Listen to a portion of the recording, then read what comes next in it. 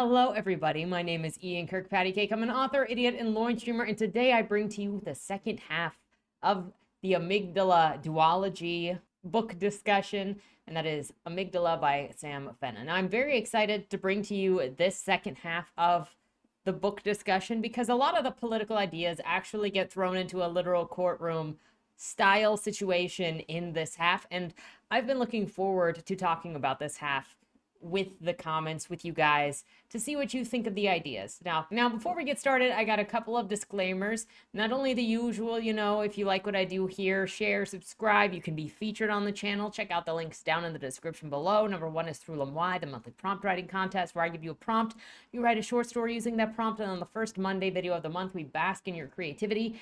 The second way to be featured is if you are an indie author and you have a book out or a book that is coming out, if you submit it to the feature down below, it'll be read here on the channel, at least the first chapter, to hopefully help readers find your work. Because even though I might not be the target audience for your book, that audience is out there. You've worked on it.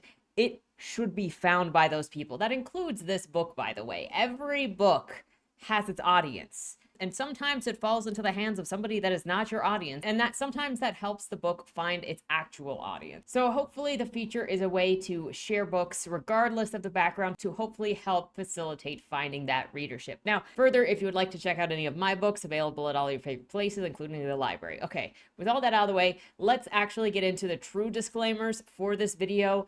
And then we'll get into the last 30% of the synopsis and my macro end of story thoughts. So first, disclaimer about defending your favorite authors. Now, this was an issue with Shad, and I want to bring it up here as well. My book discussion videos are for just that, to share and discuss what I'm reading. This goes along with once you put something out in public, okay? It's very difficult. I understand it is very difficult for an author to say one thing in public and one thing in private, and then for the comments to flood with little more to say than echoing something that the author said to me in private. It's not a good look. Also, when I'm approached by someone saying, I know that this is outside of your usual preference, but I think that you'll like it. When I read it, I'm trusting you. I'm trusting that you've done your research, that minimal research to be like, I think that you'll like this, other than the fact that you've written it. When this happens, I'm giving authors I have no idea who they are a chance. But following that up with attacking me, trying to guilt me, or having your fans come at me as stupid and mean, like I'm taking advantage of people when I didn't ask to be sent the book, kind of is just discouraging, to be honest with you. I bought the book, as I tend to do. Even with books that are sent to me, I go and I buy a copy to, one, pay forward into the writing community, and then two, so that there are no expectations that I am going to be paid off into having a positive opinion because I was given something for free. That was previously considered access journalism. I'm going to tell you what my opinions are, and I'm going to tell you reliably what my feelings were about something to hopefully help people funnel stuff towards me that I will actually like. I read books. I separate how I feel about the book from the author, and I don't appreciate people thinking that they can buy my favor by sending me their books or act nice to me until they hear opinions that I have that they don't like. You'd be surprised at how many people are friendly, asking for others to read their books or get feedback of any sort, and then they turn on you and start attacking you as stupid or going after your character the second you say something that they weren't expecting. Frankly, all it's doing is making me regret reading outside of what I pick for myself. I don't want to punish other authors for the behaviors of people who are not them, but I'm also kind of getting sick of being treated like an opportunity for praise instead of a person with preferences and a desire to talk about storytelling.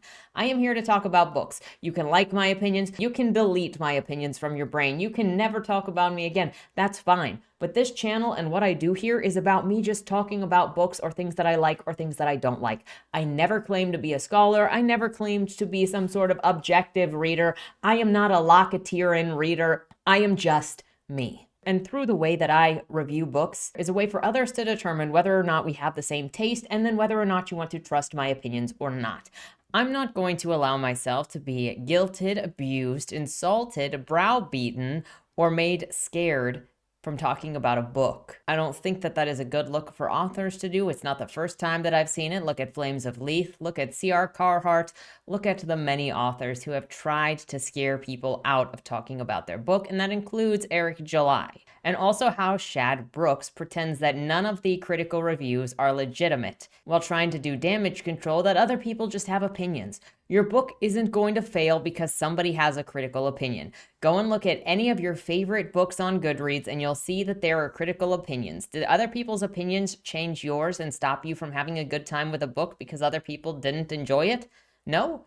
Then it's fine. Once you put your book out there, and especially once you share it around people that are not within your base, people are going to respond to it differently. Try putting your book on NetGalley to get, or some other place where it's going to propagate with people who don't know you, who aren't used to your stuff, and start growing in how to have book discussions and allow people who don't know you to have discussions without taking it personally. All that happens when I start seeing what I've been seeing in the comment sections and some of the books that I've reviewed, and none of them were the ALA books, by the way, is it leaves a bad taste in my mouth for these people that are very confident in their books until somebody says not what they're expecting. Whether your subscriber count is, 90,000, 30,000, 300,000, or over 1 million, I don't care. I'm going to share my feelings about a book. I'm going to be as honest as I can, and I might not get every little detail right and that's okay. I've experienced that myself. It doesn't matter. People can experience what they want to experience. If people want to talk to you about the book, then that's fine. That's on them. But some of the extents that authors will go to try and control the conversation around their books is alarming, to say the least, and it's discouraging to allow other people into the conversation. It's when authors start acting like that when I can no longer recommend people purchasing their books and checking out the books, because now conversation about the book might just end up in a fight scene. And that's not something that I want to ask anybody to do. I've seen it happen before with casual readers, and I don't want to see it happen again. I don't want to be the person behind why it happens. And so take that how you will. And when I see comments that start insulting and berating somebody for talking about a book, you aren't helping the author. You're discouraging outsiders from trying a new book in the future and even talking about it, period, to propagate it, getting around. My criticisms are for the philosophies and or the characters of the novel. I was told multiple times within the book that these are not human, that they behave not like us, and that they don't think like us. When I criticize them, I'm criticizing the ideas within the book, within the world, as you would do for a dystopian society as well, and go, wow, that is horrific. Authors can explore all kinds of things in their books. I've read so many different things. Regardless of what the book is trying to do, I can still talk about the contents. In fact, I try to go out of my way to disconnect from the author so that I can talk about the book and the ideas without it being connected to the author, because you can explore anything that you want within the context of a book. If the author takes a critique of a book personally, or as if I am critiquing them, that's a different issue altogether. Disclaimer number 3. This video is not for the author or fans of the author if you do not want to hear criticism, because criticism and hard discussions are going to be coming.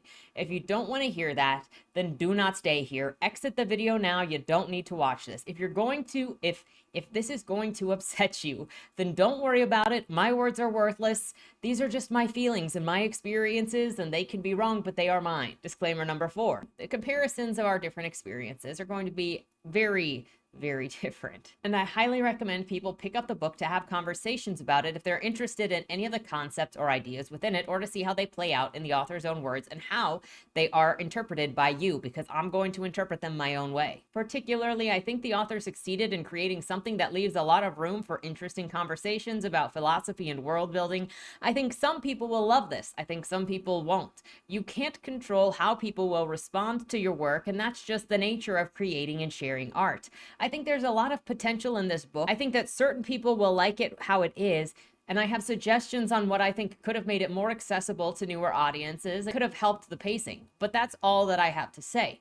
For anyone willing to engage, get ready, as there are a lot of quotes in this next part. If you haven't seen the first video and you want to know the first 70% of the book, go check that out and then come here, because this will be the final 30%. And then my ending notes. So picking up at chapter 19, Wexel is speaking to the voice of the Inkers, Saxon, in the Hall of Inkers, which is the Hall of Journalists. They're all asking about Meyer. They talk about what happened at the dollhouse in Vileborn, and the Inkers ask if Meyer is a weapon. It confirms that there is potential to be a weapon. They talk about the possibility of Methusa winning this, as Wexel is like, the possibility isn't high. Lockett's governed us since the beginning.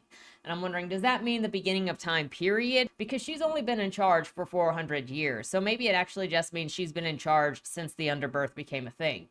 I mean, it's kind of vague here. So the wording could also mean that she's actually rewritten history and convinced everybody that she is actually in charge, but like, we don't really know. Then this ends with Saxon asking Wexel if she's attending the gala, and she confirms that she is because everybody will be at the gala. Lucy and company are arriving in Starlook where Yeshua's carnival is. She's revved up. Suddenly, after Ludwig has just said that he loves Lucy, he's very withdrawn.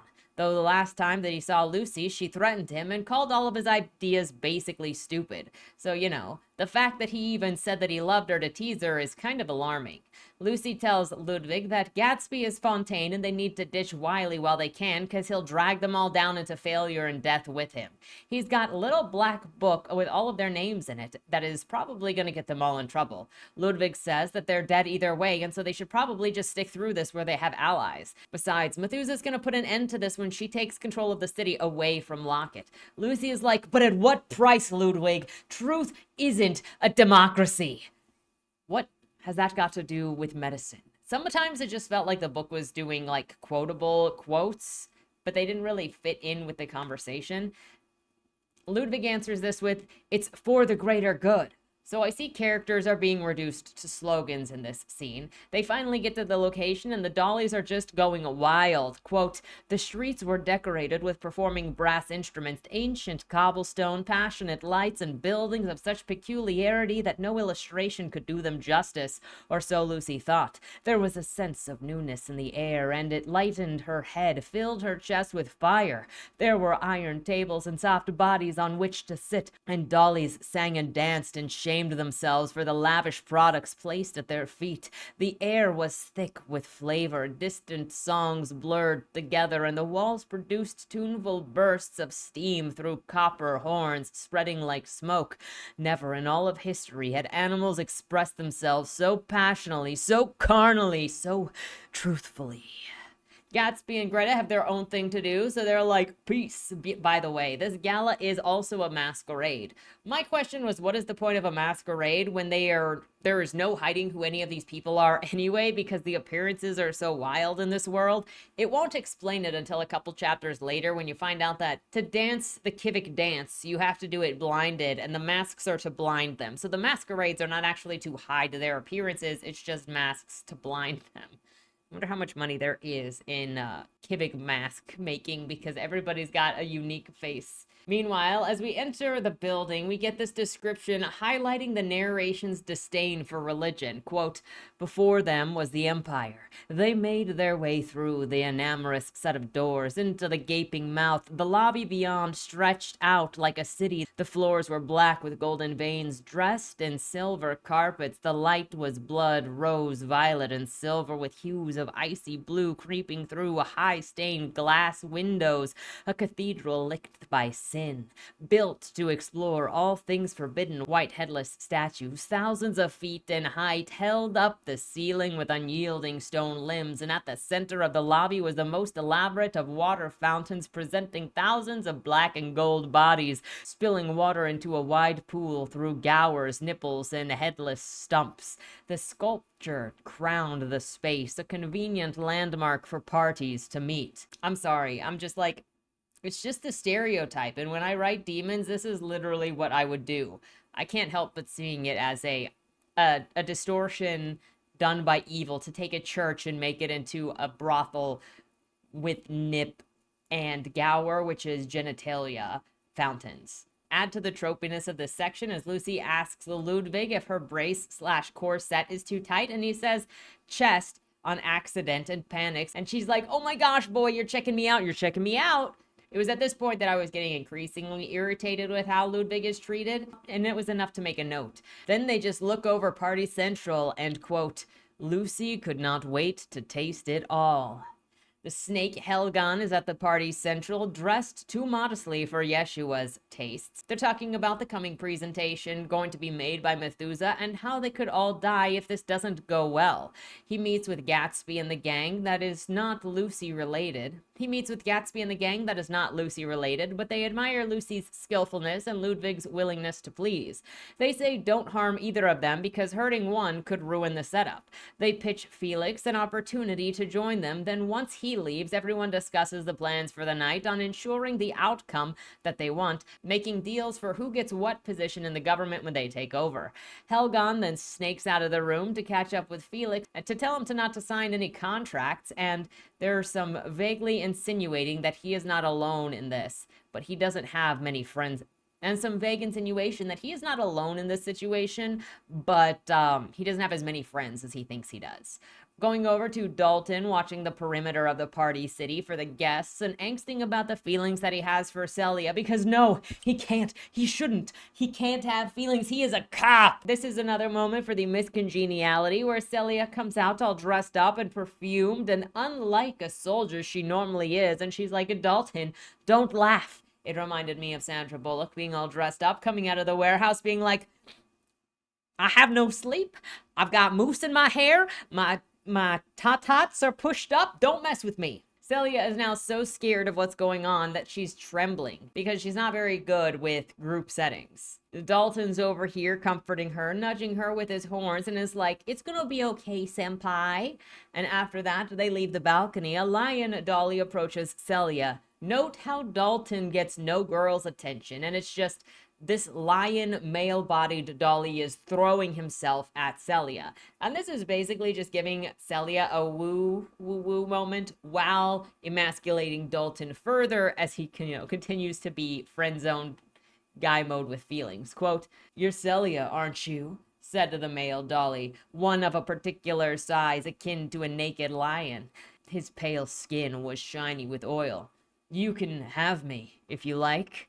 Celia grew tense. "You mean..." The dolly moved low, arching legs over his back, splaying them, framing the gower, emphasizing a smooth and glistening torso, the fallen bow. Celia's smile faded briefly upon remembering Boutica, whose headless body was presented in the very same fashion, but the thought was quickly forgotten when the lion dolly turned up his eyes and protruded a wet blue tongue. Celia inched closer. "That's very nice of you," Dalton cut in. "But she has prior engagements, I'm afraid, lad." The dolly blinked, flicking his eyes to him. "Oh, sorry, Captain." Celia nodded regrettably. "Yeah, little tied up." "Oh, a lady of taste." Her cheeks went even brighter red. No, nothing like that." "It's okay, I understand." The dolly sprang to his feet and winked. "The Boulin chamber is available if you run out of rope. Just ask any of the dolls." And then he left with a knowing smile. Celia inched closer. Dalton produced a low growl as the oily body pranced away. "The bloody cheek of it!" "Shh!" Celia hissed, shading her eyes with her hand. "I'm so embarrassed." "Why? He strike a nerve?" She failed to resist a childlike giggle. "Maybe." The silence that followed was long and awkward. Dalton broke with the clearing of his throat. "Well, let's get a bite to eat." "Good idea," said Celia, wondering how red her blue cheeks could possibly go. Switch over to Lucy just picking out on free samples apparently, and Ludwig's walking away to check things out. Teaser's going with him, and Basil sticks with Lucy.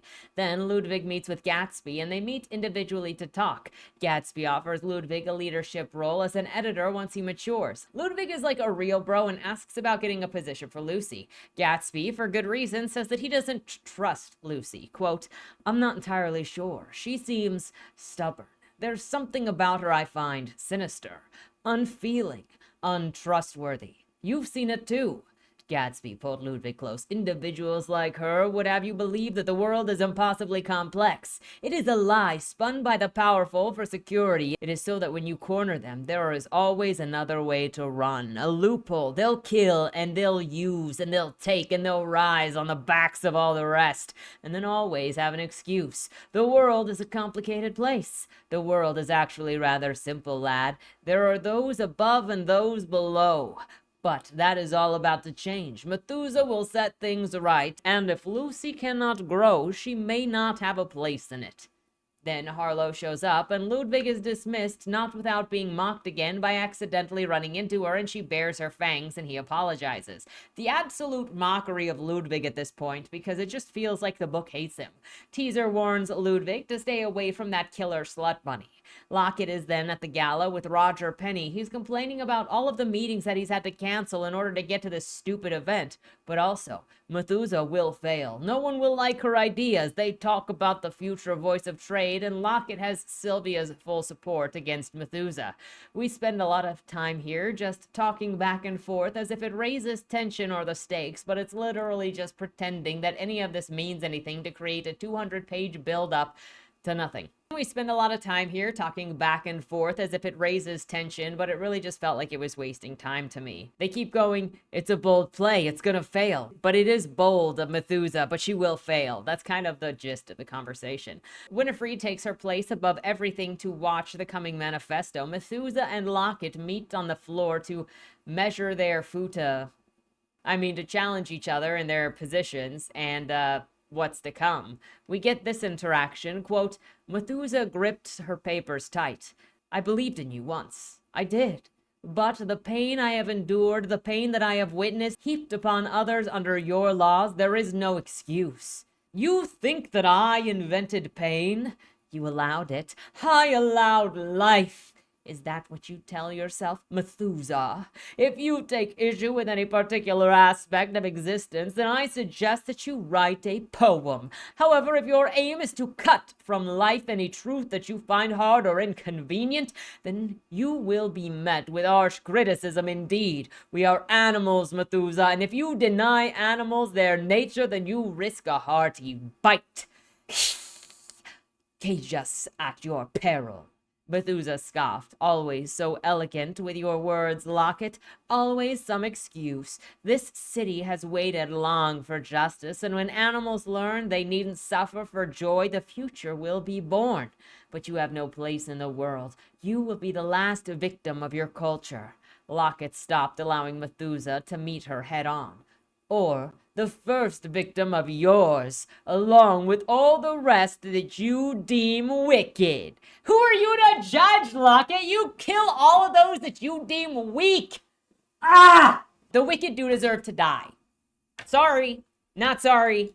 You out here making dead body furniture? You a carpenter of human furniture? Civic furniture? You deserve to die. I'm sorry. And if your excuse is, I can have my amoralism, maybe your society needs to change. Sorry, not sorry. Like the Aztecs, not on board with their child sacrificing. I think that their society needed to change or die. And a decision was made. So, Lockett, I think you're in a similar position. I don't think that yours is the best society, but obviously you're in charge, so you're going to say that it is. But also part of this made me think of Dalton the Conqueror from Shadow of the Conqueror, when he was saying, if you punish me for my crimes, then you're just as bad as I am. It's just a flimsy excuse to try to get out of consequences, which is funny since all of these people swear by consequences. Celia and Dalton are just eating candy, giggling like children until it's time to get to work. Separated, Celia is approached by the press. The inkers said that Dalton sent him over to do a favor about Polly's tab. Celia is panicking because she doesn't want to talk about Polly's tab. She wasn't warned about this and she feels betrayed. She runs away, gets a drink, returns to Dalton, nervous, but doesn't talk about what's bothering her. Wexel, Winifred, and Nathaniel go over the same information about the release of what's to come and how the people are informed now. Like we haven't received this every 3 chapters by different characters passing the same information on to each other. They know that it's gonna fail because light is the bane of bad ideas and Methusa is full of bad ideas and nobody wants medicine and kindness in a society that protects the weak and protects the children and protects whatever at the expense of the wicked. They're going to go over this manifesto very closely to rip it apart since, quote, Methusa plays with shadows and Yeshua then enters and says the dance is about to start, so now we're going to go and do that. This is when we learn what the masks are for, because dancing the civic way is through rhythm, not through seeing. Lucy is, of course, leading because in this world they prefer female leadership and are constantly cucking the men. That is me being sarcastic. That is not actual. I mean, they do constantly cuck the men, and like most characters in a powerful position are women, unless it's Yeshua, who is the leader pimp, who is the pimp king. But other than him, it's like all women in leadership roles. As if it needed to be stated in the text, leading is another form of dominance. If you're the follower, then you're kind of the bitch. Mystique and Harlow are then the dancing. It switches to Mystique and Gatsby dancing Roger Penny walks by, but doesn't even notice Gatsby. Gatsby is like majorly shooketh, especially because he didn't even get noticed by freaking Roger Penny, and the two of them have a beef. Did you know that they have a beef? Well, you're gonna freaking know that they have a beef, specifically going back generations, hundreds of years. Specifically going back. Wiley wanders in to ask if Gatsby has seen Lucy because he wants to have a drink with her suddenly. Currently, Lucy is meeting with Celia and Dalton to discuss their plan, and now she's feeling bad about it because she knows how much Ludwig admires and wants to stick up for Wiley. Dalton yells at Lucy. Celia defends Lucy from him and says that she'll get the info out of Lucy if he just goes the frick away. So he does, and Celia starts working on Lucy, who is now crying like a baby. Now, for a second, I want to go back to the first video where I mentioned Walla Wah, because this is important. Now, we're going to redo this sentence with how it should be read with the proper translation of Walla Wah. Adjusted quote. It's a pattern. Truth is solid, but lies are fluid. If you look carefully, you can see the shift in his routine. Your friend, for example, stands as still as a statue, but when he lies, for fuck's sake, the stone cracks. He'll shift his weight, he'll fidget and twitch, because deep down, he knows. This convinces Celia more than enough to shake her so that Lucy is like, what's wrong? And Celia's like, nothing, it's nothing. There's nothing, absolutely nothing wrong. The voices in my head are not repeating what you are saying. And Lucy says, yes, something is wrong. Like, we just didn't talk about lying. She can tell that you're lying, Celia. And Celia is surprised because she's like, no one has ever looked through me and said that they could tell that something was wrong. And Lucy says that she learned how to see stuff by reading books in the library, so now she knows how to read people. Celia is more than ready to help Lucy because they've bonded over this. She asks if they also, let's be real, it's also because they have the hots for each other. At least we know Lucy's got the hots for Celia. Celia, I don't know at this point, but Lucy been checking her out since day one. She asks if she's ever fought and or killed anybody, and then Lucy says that she's scrapped a little but never killed. I feel like it's important to say this specifically for where in the near future she dominates the first person ever she fights to the death and then kills them. Celia explains what Lucy needs to do, how to kill somebody, and that fighting is also kind of sexual in nature. Quote, when you matured, what did you feel like? Lucy's cheeks flushed.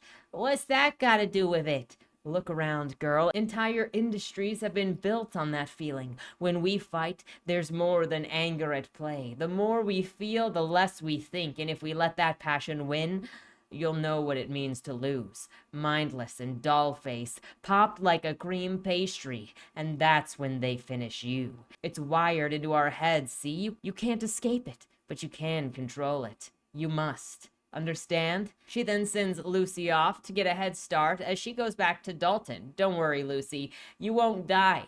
No matter what kind of fight you get in, no matter how big the monster is, you have the most unbeatable weapon of all. Excalibur plot armor. Now Methusa and Lockett are dancing on the floor to continue their contest against one another, and Methusa exits first. She meets up with Greta and they talk about information that we already know and the plans for the night, etc. Then Greta asks if she'll be safe once Lockett is dead.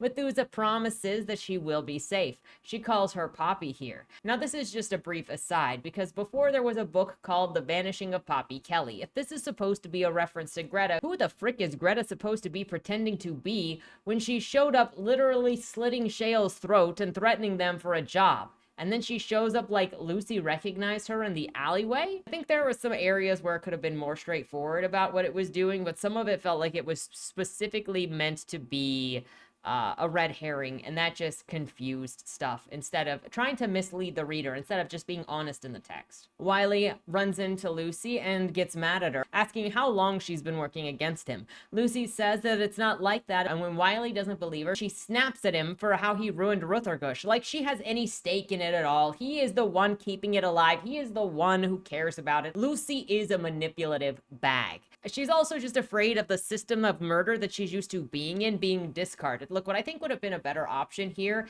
is for Wiley to have confronted her about betraying him and how hurt he was because he gave her all these opportunities and he kept her safe because, you know, his place was not actually a place where she would get murdered, and how he tried to help Fowlers, which is one of the reasons why Ruthergush was failing, because he he gave people jobs in order to keep them from being put to slaughter, the jobs to keep them from being put to slaughter.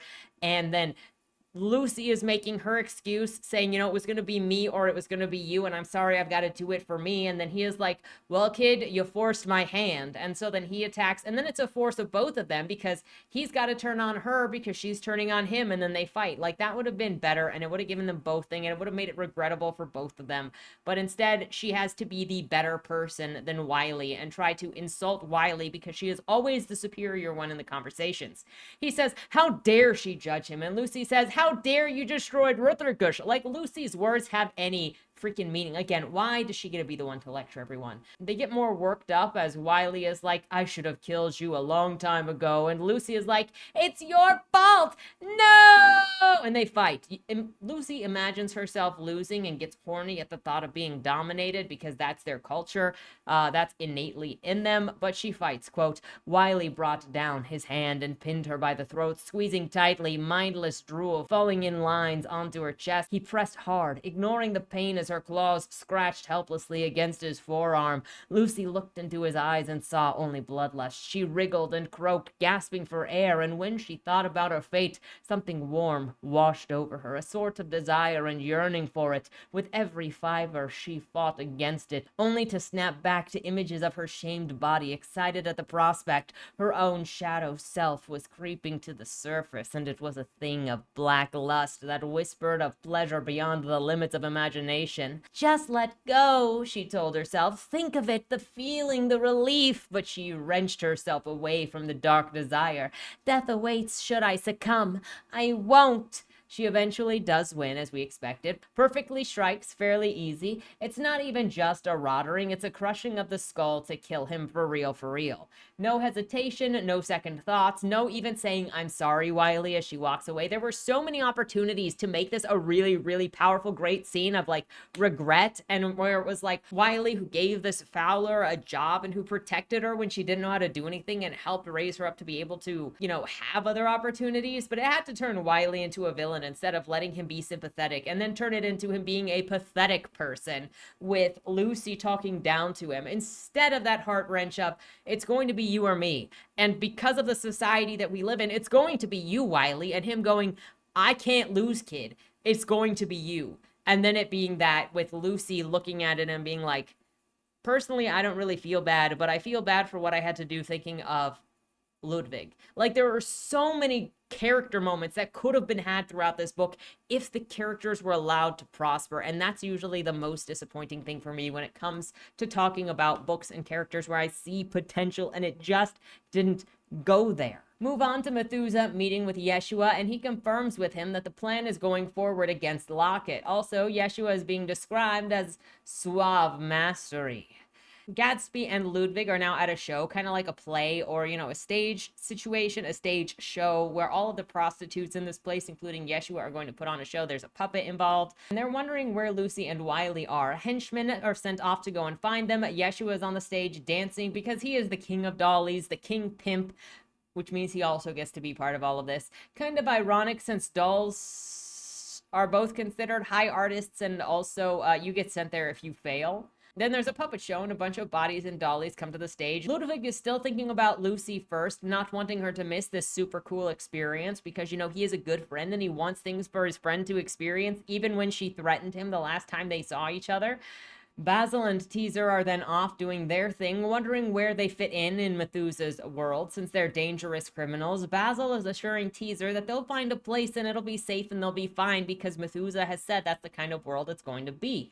They eventually find Lucy as they set out to do, and they ask where Wiley is. I cannot believe this is using a sub-chapter cliffhanger at this point. The pace is already suffering enough without doing cliffhangers, let's be real. Celia returns to Dalton, not even being straightforward about what happened like she should be. She's just moody and makes him stop her before she tells him that Lucy has been let go. Asks her about the lies he told her to use her as a tool and how he abused her trust. She also says that he never actually found her after she was in the pit. You forced me into the light, not knowing what it would do to me. I can't handle it, she says. She's done with all of this, but he can do what he wants to do, and she walks off. Dalton is like, Stella! Except, replace that with Celia! The cops are everywhere. Freaking Wiley's body is over there as a dead creature with a brain crush. So something serious is going on. And they're like, what the heck was this man into? Introduced two new characters along with Bartholomew from earlier. They're all cops, special SWAT cop style things. And they are brought in to investigate this death and track down the killer. The body is taken away straight to the chop shop in the Empire, where Yeshua will be eating Wiley's leg soon. Ludwig and Gatsby and them leave without Wiley or Lucy even seeing the show. Basil shows up saying that they need to get to the dock so that they can leave quickly. Lucy's at the dock, bloody, but she's protected by Harlow. They're gonna bounce and figure out what to do next, and no one is allowed to hurt Lucy or else the cops will come sooner. You got that? I don't know why they don't just stick around and say, hey, that guy was doing illegal stuff. He threatened me and said that if I didn't do these things, then he was going to end me. Like, just make your case. I feel like you have a better chance by explaining to the cops what happened and that you were being blackmailed, so you took this guy out. How are they going to prove you wrong? They can literally then go to the newspaper and see the Meyer in the basement. You've got Celia on your side. Like, there are other options than running away, which is probably the worst thing that you could do, because the cops are going to see you running and be like, girl. Intro to another character now. The name is Milo. He stumbles upon Celia. This is going to be a one-off random perspective, which we should have just gotten from Celia's point of view and not Milo's point of view. He stumbles upon Celia laying in the middle of the crowd, passed out, quivering, having a hard time. Looks like they should probably just kill her if, they follow their own rules, but there's a lot of mercy going around right now. But there's a lot of mercy going on around right now. Random Milo picks her up. You'd think that with the rules against medicine, that these people would be animals all over Celia, especially with her celebrity status, but they're not. And Milo takes her aside. From the way that it's described, it kind of sounds like she was having a sort of panic attack. He thanks her for who she is based on her name in the paper, gives her a golden light bulb, and then sees her off. At this point, I was like, did that guy just show up to literally place a plot device into Celia's hand? Back over to Harlow, and she's with Mystique. For no apparent reason, we get a fan servicey chapter now in the middle of the action as Harlow works with Mystique on dolly moves so that they can describe them feeling each other up. Once Mystique is done with practice and off to go and do work, Harlow meets with Yeshua and they're already dining on Wiley's body. Harlow informs Yeshua that Felix has agreed to the plan and Wiley is dead. Oliver Cost, moving over to a new set, Oliver Cost is drinking when Roger Penny arrives. I wonder what their names mean. I wonder why their names have to do with money. It's just a straightforward reference to that they're tradesmen. And then they're talking about being the voice of trade. Penny agrees that Oliver has the skills but not the experience, so Roger will get the job unless he steps aside. Helgen appears and talks about getting them both side jobs so that they're satisfied rather than fighting with each other. Helgen the Snake appears to talk about getting them both jobs so that they can be satisfied and stop fighting each other. They then mention that it's time to go and see the debate between Methusa and Lockett. This chapter opens with this quote. The Bronian reading room was silent as death. The air was still but warm, heated by jagged veins of moss and butter. I'm not entirely sure what it means for the air to be heated with butter. Am I being too literal with this? Sombra and Winfred are looking over Methusa's manifesto and randomly start arguing like children. It turns into a brief argument about childhood and who is more mature. They're tense until Lockett comes in and the two of them explain what they found. Quote, most engaging. And the manifesto? Interesting to say the least. The manifesto is a collection of dreamy promises almost too good to be true. Because they are, said Winfred, reviewing her scribbles. They're impractical, nonsensical, delusional. The policies are unsustainable and corrosive, as if Lockett's aren't. Sombra gave a grunt of agreement, saying, it's a wonderland. It isn't real, and it doesn't work. That is the truth of it. Lockett argues that she thinks few will pick Methusa because, quote, if the city chooses Methusa's world, then so be it. But I do not believe any animal with autonomy would exchange freedom or invention or exploration for safety. Risk is the price for such things, and such things are real, natural, necessary. Some may hanker for a life protected by a cage, but most will turn away. we're talking about medicine still, right? Like, what is the problem with innovating with medicine? I don't see it as a cage, especially when it provides people with opportunities they didn't have before. So parts of me wonder if this was inspired by what happened with COVID, because when I looked at the TV tropes page for Satellite City, it said that Amygdala was started as a project in October of 2020. Now, I don't know if that is the actual starting point. That is what is on that page. And if so, a lot of the conversations here, especially having to do with medicine specifically, relate back to what was happening in 2020. So some of it feels like unresolved trauma from the issues of 2020. But I don't really think that mixing that with like every sort of medicine, which includes fixes that guy's rib, helps that person with their asthma, helps that person be able to see, helps that person be able to hear. Like, I don't feel like mixing the issues of 2020 with eugenics and every single kind of medicine is really a good choice. It turned every conversation into nonsense. So now it's zero medication, period, whatsoever, or whatever Methusa is trying to do over here. And both are terrible options. I think we can find some middle ground. And I think that this also missed an opportunity in making Lockett the totem of one side, Methusa the totem of the other side, and then letting all of the other characters find variation beneath it. Especially when you get to the part later with Celia and Sombra and taking the drugs so that they can listen to the record, because Celia is deaf and she is a singer and she loves listening to the music, and then her ears fade out, and then she makes the decision that, you know what, no, it's better to just not be able to hear, period, even if you could, because you should just say no to medicine, But that would have been a good place for some of them to have some dissent for Lockett, that there might be more variation and that Methusa might not be wrong. Like, let the intro of the doubt start to percolate to give some level of nuance. But no, she just, no, medicine, no.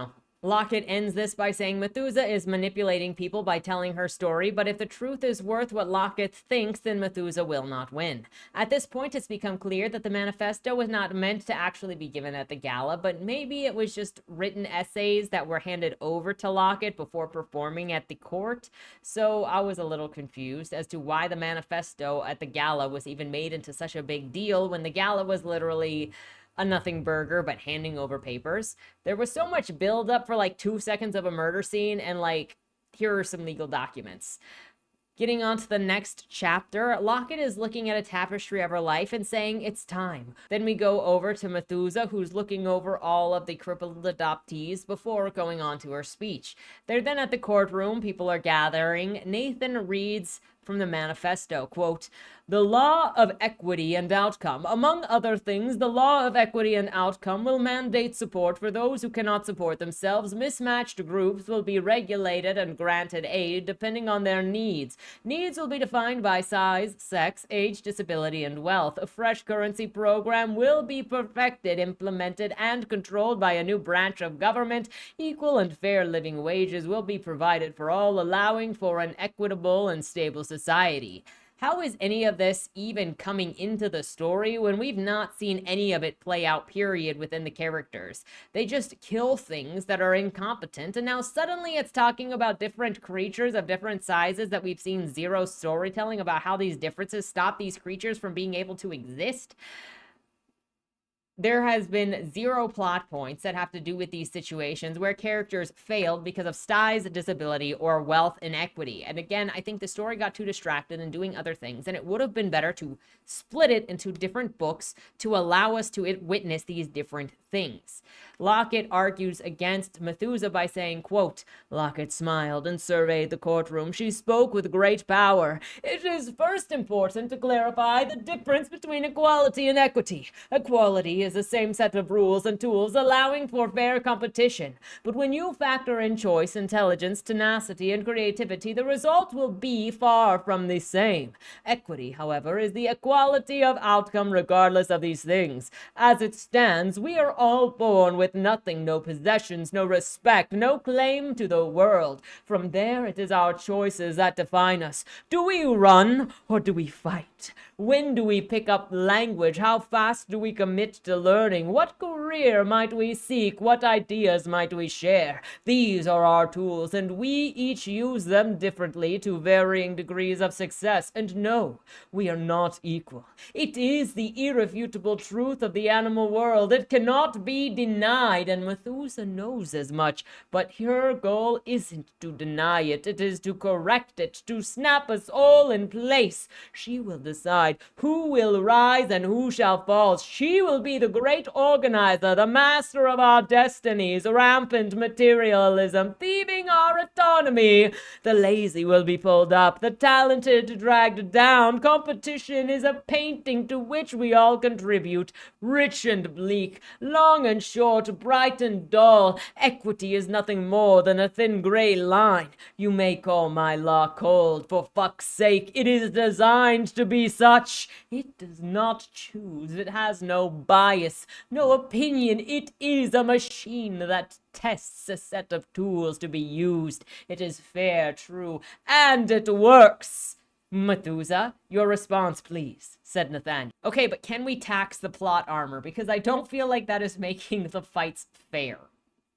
Also, no. Fighting people to the death because they're incompetent is not equal opportunity. I mean, it's equal opportunity to freaking die, but somebody that is freaking 15 feet tall predator is going to have an unfair advantage on a 3-foot tall herbivore. So, like, but they all have the opportunity to attack each other. You're setting people up to fail, to be honest with you. I get what you're trying to say, but this is such a simplified way of doing this that it's nonsensical. And you're just saying, no, some people are actually just meant to be fodder for the system. And screw you if that's you. Screw you if you're born to be fodder. That's not saying give handouts, but it's also saying, your system is whack. Also, I thought that this was about medicine. Lockett's not even acknowledging the system that she set up doesn't even allow people to fail and get better. It punishes a single failure by saying kill them if they suck.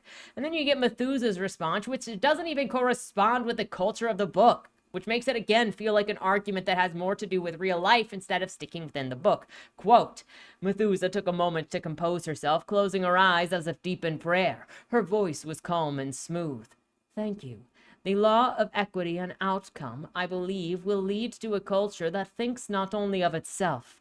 Lockett calls it a test. I call it cruelty. Lockett's law has taken generations to establish itself as our prominent economic and social systems, after much failure and carnage. But we've yet to vanquish our greatest threat.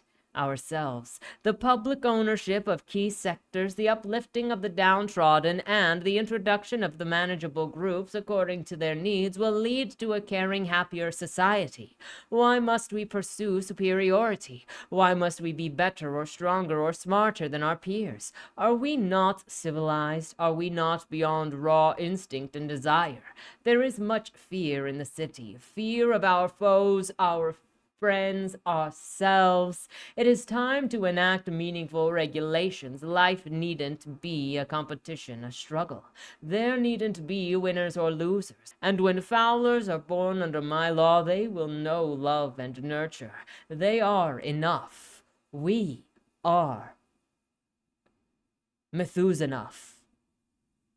I had to, okay? But, like, there's not a problem with saying we should protect the babies. We should love and cherish the babies. This book really hates the babies. But you're mixing, like, taking care of babies with superiority, with free will. Babies do not have the ability to compete yet, which is also why this doesn't make any sense. Also, Methusa is overcomplicating this when she should just be saying people shouldn't die because they fail. That's not a good measure of anything. Lockett argues that you can never be better than your basest impulses, so why bother? Fashion society around those base impulses. Quote, Lockett stepped away from the stand, fingers intertwined. Amygdala, she said to the court. She then pointed at her head. A portal to the inner beast, unsullied and true. It assigns emotional response to our situations, aged and perfected through pressure and time. It is the itch, the fear, the fever, the rage, the urge urge to be an animal. You can cage it, deny it, starve it, but it remains a fact of our biology. It is why we fight, kill, dominate. It lives in the dollhouses and the blood halls and the chop shops and on the streets and within our very bones. We do not want to be equal. We want to be who we are. Look around. Are we the same? The truth is that our culture and systems have evolved, not through my governance, but the evolution of enterprise. You are the underbirth, so I'll save Methusa the trouble. Yes, her way is safer. It carries less risk. Under her laws, there will be less death in the beginning, and far less life. Lockett returned to her stand and shot a cold glance at Methusa. And when everything is perfect, exactly to her design, will Methusa be as equal as the rest of us? I think the answer to that is supposed to obviously be no, because of the way that she handled the squirrel earlier when she took the squirrel, when she had the squirrel hand out all of her goods, and then was like, the squirrel was like, so are we equals because you said that? And then Methusa was like, I take care of you, so no, we're not equals. But Lockett also doesn't think of herself as an equal because she thinks of herself as the voice, the one in charge, the one pushing the laws. Like, she's not having other people design the laws. She is the voice. She instituted herself as the voice, is making the laws, not listening to other people and other people's desires. So I'm sorry, this also doesn't work. Then Methusa argues against Lockett's law, which is literally called Lockett's law, and she says, what? You're the authority here? And Lockett's like, no, there's no authority on such matter. Girl, you be lying. Everyone knows it. Maybe don't go calling it Lockett's law if you're going to pretend that you're not some authority. Maybe call it the people's law. Maybe call it we agreement. Something that's not like my word is literally the law, because that's what Lockett law means to me. Lockett finishes with, quote, you speak as if I am some butcher. I allow life that includes death, and it must be possible. A culture without death is a culture without a deterrent for utmost idiocy. Remove it at your own peril. Yeah, you enable death. You institutionalized death. You are also literally demigods who do not die unless you choose to kill the brain, and you just said that killing is a base instinct, so it makes no sense. The next part is about healthcare, and there's a healthcare claim to sanatoriums and hospitals literally do not exist in this world because we have not been introduced to any reason why they would, one, have hospitals, two, have sanatoriums, three, know what those things freaking are. So, like, why are they being used in a legal document, especially without definitions for what those would be? Maybe if Methusa is trying to instill them, introduce them, then she should explain what they are. Especially using her adoptees as examples of, like, maybe patients for the hospital. But it just goes off of the ideas that we have without describing what they are in this world, where they don't exist, where there's no purpose for them, where this is the introduction, which again breaks the world. Especially when you're thinking of, okay, then these hospitals would need to be staffed with nurses and doctors. Where would you go? And pharmaceutically trained. Where would you go for this stuff? Who is making the mire? Do you have names for all of this stuff? Especially when they either magically heal or they just heal like normal people. Methusa argues that mire should be made a normal thing because apparently the only people who need medicine are the weak, vulnerable, and genetically burdened / those in need. Even when talking about her own stump hand, which she raises into the air as an example, and this stump hand was cut off in battle. I don't know how you can argue against having mire in this situation, and I also don't know why she didn't use the mire on herself in that specific moment to show the power of mire, because that would be life-changing. That would be argument-changing for her. But being able to fix any issues, whether you're born with them or receive them in battle, it doesn't remove the consequences. Lockett just wants people to suffer and pretends that she's some kind of hero for doing it. As far as I'm concerned, Lockett came off as a eugenicist dictator in this scene, and Methusa is the for the greater good dictator. Both have god complexes, and they think that they are better than everyone else. Not even joking, Lockett argues for eugenics. Tell me if you've got a different take on this. Quote, in order for our culture to prosper, we must walk in step with nature. We must take care in the way that we conduct ourselves, develop technologies, and underpin them with infrastructure. To abandon this path is to to assume that we possess more wisdom than natural law honed since the beginning of all things. Do not be tempted by ideologies which fly in the face of evolution, selection, pressure, or truth. There is a certain degree of temptation in what Methusa proposes, but at its logical end, something ghastly awaits. Dysgenics, survival of the weakest, filtering out genetic strengths, mending, tuning, meddling. And what rigorous tests do we negotiate? We sip a drink, a synthetic power, while the faulted genome survives to breed unchecked. A temporary fix, glue over the cracks presently, nature filters out the rot, and death is not the worst outcome. Diseases are naturally rare in our mature population. Defects die with the host before reproductive maturity. But Methusa proposes the propagation of defects. We will not put an end to the suffering. We will expand it until all will require the touch of a false savior. It is the normalization of suffering, dependency on those with keys to the cure. If we allow health to come from a bottle rather than blood, then decay will be our future. Generations down the line, what might we become? Soft of body and mind, unable to live without synthetic aid, a feeble, shallow, and stupid animal. I should also put it out there that I was told that they can abort the babies early on in gestation, so like, then just manage it the same way that you manage the dollhouses, if this is such. But again, I'm sorry, it just sounds like eugenics. You're saying pure genes. You only want the purest and strongest of genes. How else is this supposed to be taken? Lockett continues with, quote, I know those individuals will understand what I am about to say. They are my colleagues, counselors, friends. If I could help them without harm, I surely would, believe me. But the fact remains as it stands. 97% of this city live without any form of defect at birth, according to our thorough studies. Taking injury into consideration, that figure shifts to 84%. Our abilities to naturally adapt, heal, recover, and dispel illness is our defense, evolved and perfected by the toll of billions of deaths across countless generations. And I'm sure the minority who do suffer those afflictions will understand that an exception for them means the exception for all. They will not be the minority for long. It will create an overwhelming reliance on government-controlled technology. How can the individual live in a world such as that, where aid, essential to their being, might be withheld or worse, used against them? You speak as if we should not meddle, said Methusa. Yet we have machines, engines, and clockwork utilities, brilliant, but hardly the stuff of nature. Such machines must be designed, built, and operated by those possessed of talent. Talent is responsible for the innovations of technology, and thus we move parallel with nature. We expand our skills, and we do not nurture the decay in pursuit of industrial advancements. You know, maybe there's a law in here that was about the regulation of developing science. Maybe if you deregulated the science, you could also just not have the government touch anything. But she's like, no, the government's not supposed to be in charge, but also Lockett making all of the laws that you have to follow.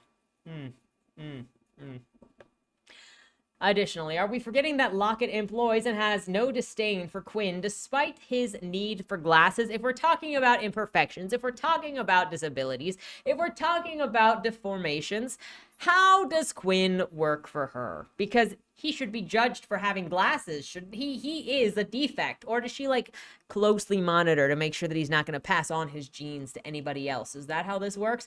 Maybe we should have seen people trying to picket people if this was meant to really show that there is a bias against people for their physical deformities, genetic deformities of some kind, but this doesn't do that. Even when meeting Felicity, who should have disgusted Lockett because of the way that she is, her obvious signs of weakness, if you want to make a point about this, you actually have to show a bias in your characters interacting, but these characters don't. They just have these nonsensical arguments where you don't see them actually showing this behavior and bias when interacting with other characters, which makes me disbelieve why we're even here discussing this, because it's not a problem in society. This book then tries to frame it as if Methusa is the eugenicist wanting to guide genetics with medicine, while Lockett is literally saying to cull the weak so only the strongest and the correct genes survive. This quote, "And the problem with it, who is to say that we don't unwittingly delete the traits most beneficial to our species?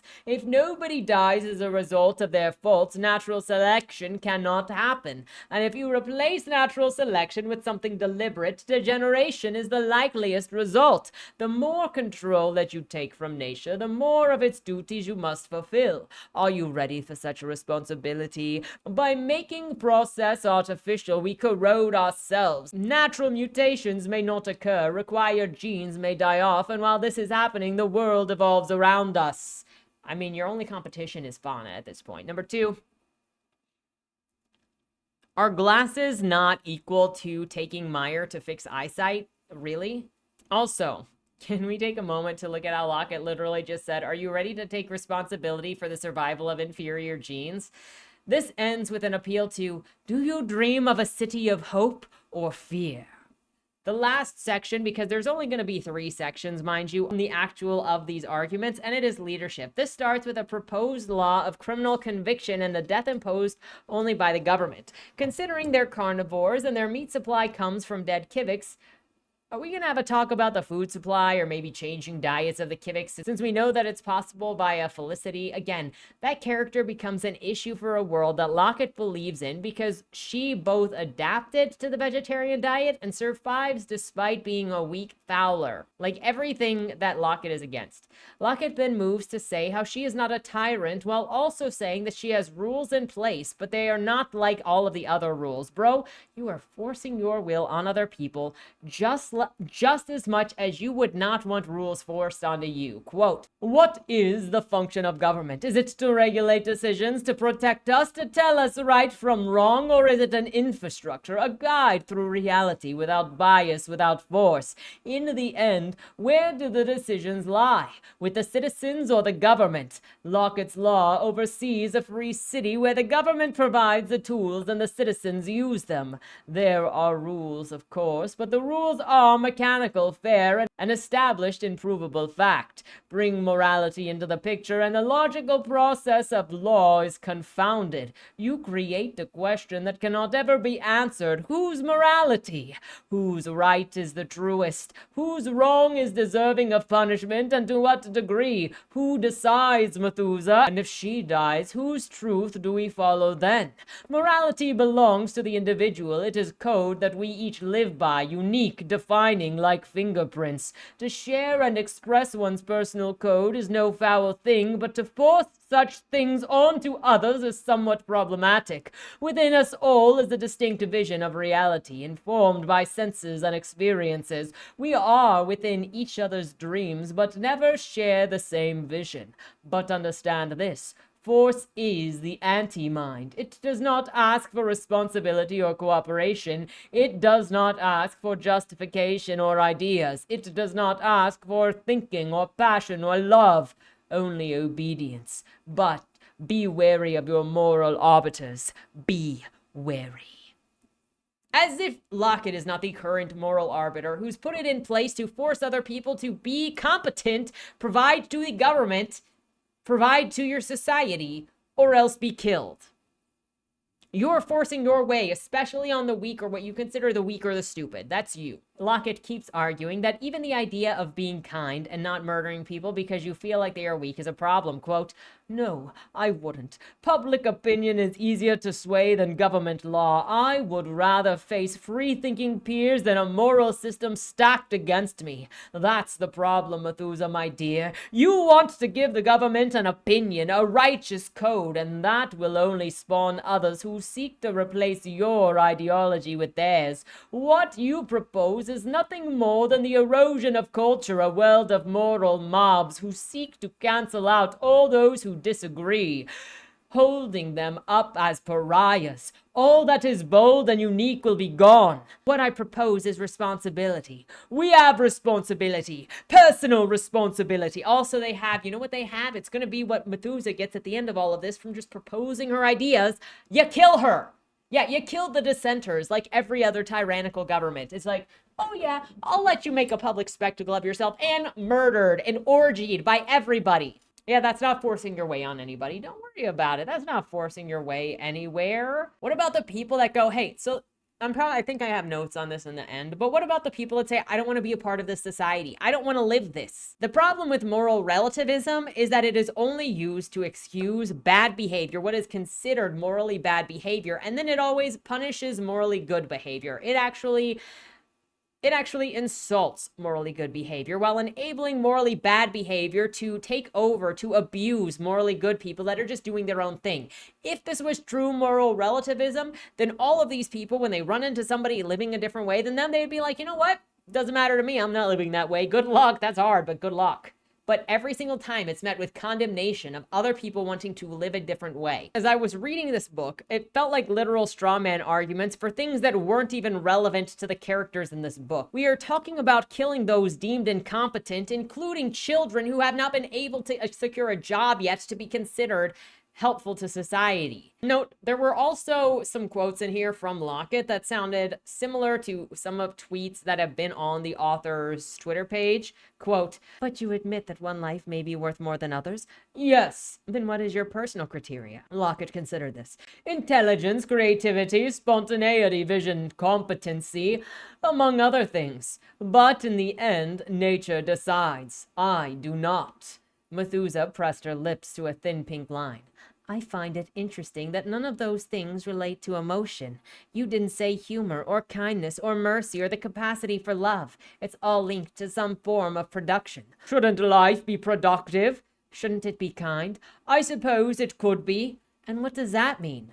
I also have experienced a similar argument to this from somebody raging against housewives, saying that housewife work can't be taxed, and so it's not a benefit to society, and so housewives are not a benefit to society. Like, it's seeing productivity and benefit to society as only producing something, a product or a service, and not counting motherhood, raising a family, taking care of your spouse as a service to society when it is. Quote, Lockett mused, if somebody is well-humored or caring or generous, but thoroughly dull and incapable, then they are of less objective value to society. That does not mean that I cannot like them personally, nor does it mean that they cannot sway the culture. It only means that their lives are less stable because they are less needed. I think it's fair. Plot twist when freaking Lockett is one of the most useless people of all because she's in the government. And what good does the government do? I ask you that.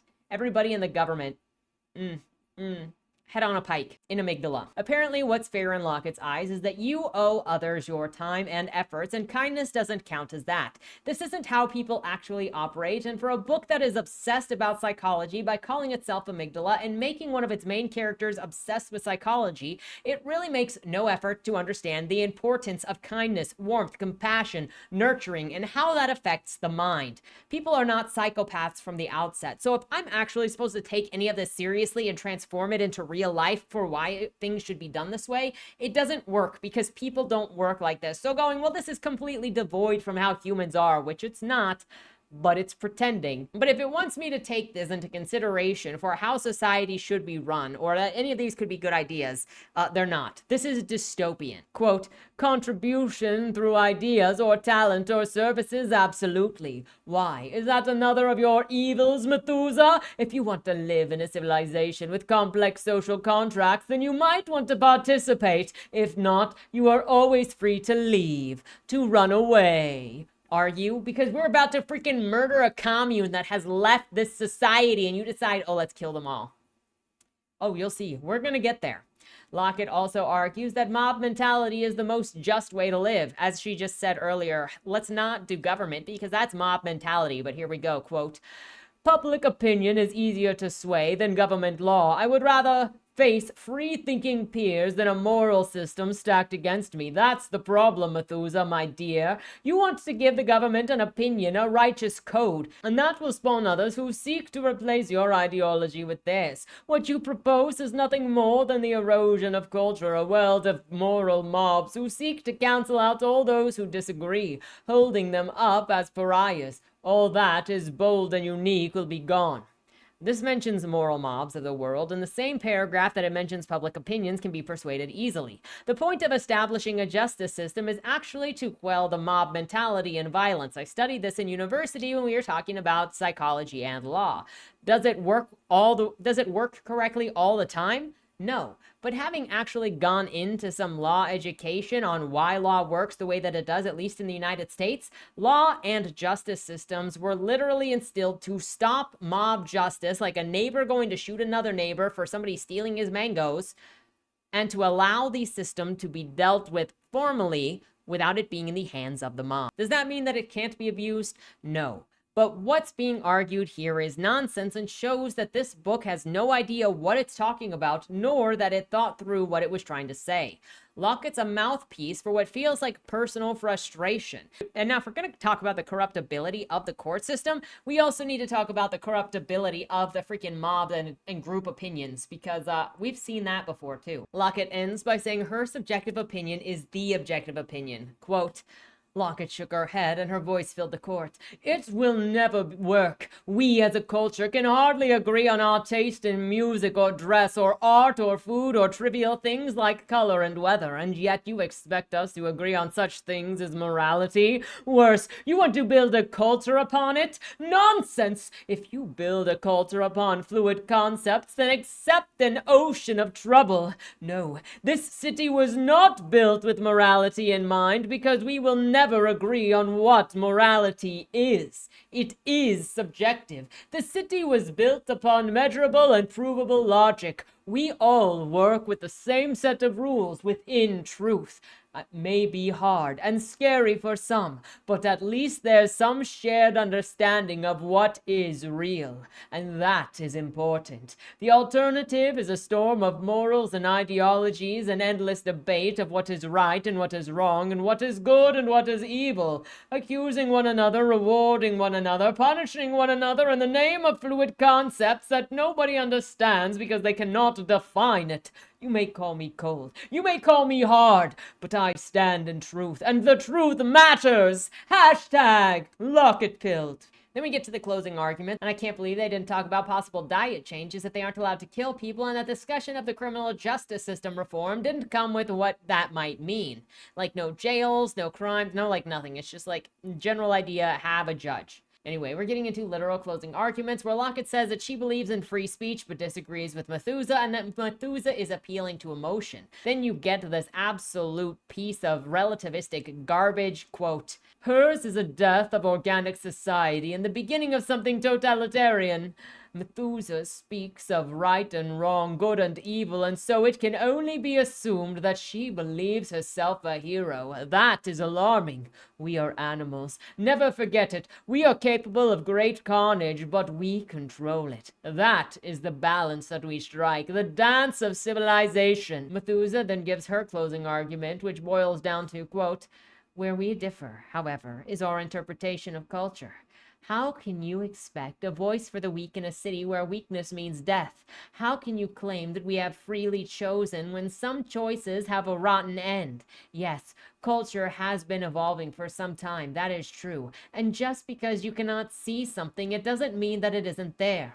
Amygdala, indeed, far in the back of our minds. We're screaming. Methusa finishes by saying that she is the voice of many and will help the people that she is allowed to help. At the top of this chapter, we get a law saying that you are not to take land without permission. So murder is encouraged in this world, but property rights? Bro, you better not be trying to step on me. Finally, back with Lucy, she tells Ludwig to get away from Gatsby since he's a liar, and also there's an expression of how the cops are looking for Lucy to kill her for killing Wiley. Then Teaser and Basil come over and talk about how they met, and that includes Roger Penny coming to buy out the toy shop that one of them used to work at. Lucy learns that Gatsby was a member of a trading cartel, and he was a good guy though. Roger Penny was also among them, but he was a bad guy that sold everyone out to the cops, the same as Roger Penny, and it's the same Roger Penny who's about to control the trade system. So now Gatsby is probably not really a bad guy, but Lucy doesn't really care. Finally, they arrive at Xavier's dollhouse and run inside for cover. The cops are trailing behind Lucy and her escape team. Lucy is inside reading a newspaper that mentions Felicity, and she has no idea what a god is. They are in the bar hanging out, waiting around again, and for no reason they're playing Hoard or Waste, which is the card game from earlier that makes you fold over in the Dahmer victim position. That's not even a joke. That's how these people bend themselves over when they roterize. This scene goes on for too long and is unneeded in a book as long as this already is. Doesn't need any padding. Then it says that Teaser told Ludwig that Gatsby was going to let Lucy run off on her own, so Ludwig and Lucy are going to eat together for one last time before she goes to save her own skin. Lucy and Ludwig are eating as Lucy thinks about her time is running short. Mystique comes over to talk to Lucy about Wiley's death, and Greta joins to say that Lucy's been followed by the cops and they're circling the dollhouse, and it's possible all of them will be dead if they suspect everyone's involved. I mean, y'all ran off with a guilty of slaughter, so I would not be surprised if you're going to be in trouble. It doesn't really make any sense for why, other than they didn't want Lucy to be caught by the cops and to then sell them all out. That's probably what makes the most sense. Anyway, Xavier shows up saying that he'll make a diversion so that everyone leaves the dollhouse at the same time, and it gives the chance a group to sneak out the cellar. Harlow shows up to also help, though she takes the unknown device from Greta that Greta was carrying around. The story wants to tell me that it knows what animals are because it's an omni-narrator, but it can't tell me what a stinking device is that these characters are passing around one another. Even as they leave, Lucy is going to continue being insolent and cocky despite her being the problem here. Switch over to the cops continuing the chase. Xavier sets alcohol on fire with his finger/touch and lets the dollhouse catch fire as a distraction. It kicks everybody out. Lucy and them are all running through the woods, hide in trees, while Basil and Teaser talk about ghost stories. Some of them fight, so someone says, "Stop talking," and they just continue in silence. Yeah, this chapter really did nothing. Eventually, Gatsby leads them to a settlement where Judge Barnaby, a deer man, is alive. Though he's not a judge anymore, this is a man that decided he didn't want to be a part of normal society anymore, so he ran away. Now he's part of a commune. This is where he's been hiding since the whole fake death thing. They're going to give the runaways refuge here because they're just a peaceful people. Lucy immediately thinks poorly of the people of this settlement. Quote, "Ever since Vileborn, Lacemaker's mind had hardened, a steeled thing it had become, numb to the plight of softer folk." So she's judging this place as lame and doesn't like any of them already and goes off to get alcohol. I guess this is what it means to be a fugitive adult now. As Lucy walks around, she's confronted by some of these friendly people saying that they share their resources as just part of the group, and Lucy is like, "So what if I want to take all of it? Is that my right to take it then, huh? Do I get a kill for it?" Lucy is literally showing why her ideology and Lockett's ideology shouldn't exist, because you got all these people willing to share, and she's like, "But what if I want all of it, huh? What if I want to ruin things? What if I want to step on your sandcastle? Is that my right too? Because you said I can do whatever I want." Maybe behave yourself. Maybe you are the worst of your kind. Look, if you can follow laws, then you can be kind. You can choose to be kind and restrain your freaking voice in your head that says do the worst thing. Your intrusive thoughts, pull them back. But because of whatever piratism fantasy society that they want, there is no way that a just or nice society can exist. It's just that bad people won't leave the normal or good people alone, and the whole thing is just fight me or I'm gonna take everything that I want because screw you and you won't fight me. You're bad people, and this is why jail would exist. She literally is insulting them about how they should abide by her desires to trade and how Lockett would be upset if she saw this. But right, Lucy's not forcing anyone to live by her means when they've chosen to live something else. Using force to get what you want and making other people be violent or trade instead of sharing is still you forcing your way onto people. You are just inconsiderate, Lucy. This conversation goes, "We look out for one another. But can I steal and kill for it? Why would you do that, though? We can just take care of each other. This is fucking stupid, mate. That's it. Lucy also says, if you just share stuff, then why innovate? In some cases, the innovation is literally just to make life easier for others, dude. You want to improve society for those you're sharing it with. Communes do not operate the same way as governments do. People opt into it by being there, and Lucy's out here acting like it's the same thing as a bully society that she wants to live in. Lucy's then yelling at Barnaby for living in a commune and choosing to live in the commune life because it's forcing Lucy to live a different life now. It's not. After getting into a fight with a random shop owner, Lucy gets into it with Judge Barnaby because apparently him making a commune separate from society is forcing Lucy to also live in that, even though she could leave at any time. She thinks that this is oppression. She thinks that hiding as a fugitive in a kind society and a kind commune that is letting her hide out is oppression. Girl, you are a guest here. If you don't want to be a fugitive guest in someone else's home, get out. Quote, Lucy looked up at him, hands on hips. I'm not saying things are perfect, but it wasn't just Lockett who moved on. It was everyone else. What right have you to shape our lives? What right has anyone to that power? And why am I robbed of it? Lucy is such a brainlet in this scene. She gets into it with Barnaby, a man who has lived, and she is like, bruh, didn't you even read the debate? Methusa is so stupid. I'm sorry, Lucy, but not everyone needs to get their opinions from someone else like reading the debate. Some people can think for themselves, unlike you. I get it. Ludwig is more of a dreamer. Lucy is more of a follower, and that's why she just wants to be a goon for Lockett, but like, go away. This is a society of dreamers. Briefly in exchange with Barnaby, he says that he gave Methusa the will to win and that Meyer was his invention. And Lucy is like, your ideas won't win because I will kill them and hang the corpse from my bleeding mouth. Then Lucy sits down and talks to Mystique and is excited when Mystique lets her barter for some of the drinks that Mystique was actually able to adjust herself for and just take for free without being a twat. Without being a pill.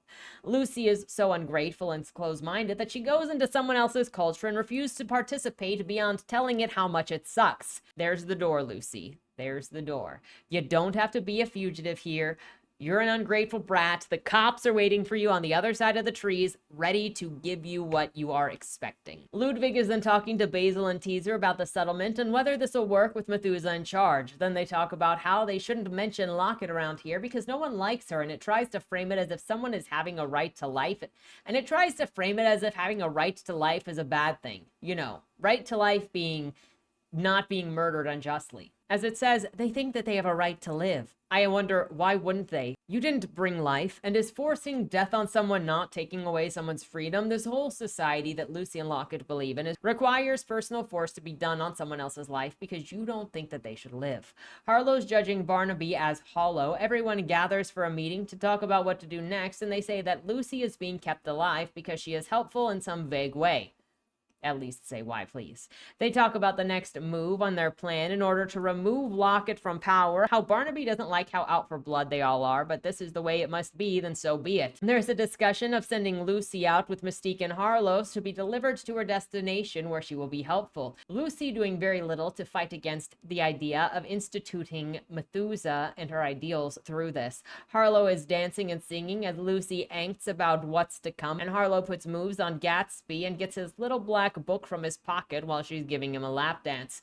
Lucy gets Ludwig in private and tells him that they need to run, but Ludwig won't trust her because of what she did to Wiley. Lucy keeps pushing Ludwig, telling him to come with her, but he doesn't want to live in the wild, and he doesn't want to live the way that she wants to live, and she makes him say it. Then she yells at him that he has no right to live and that he should fight her for his life forever, as if that's not forcing a way of life onto him. Again, go home, Lucy. Go away.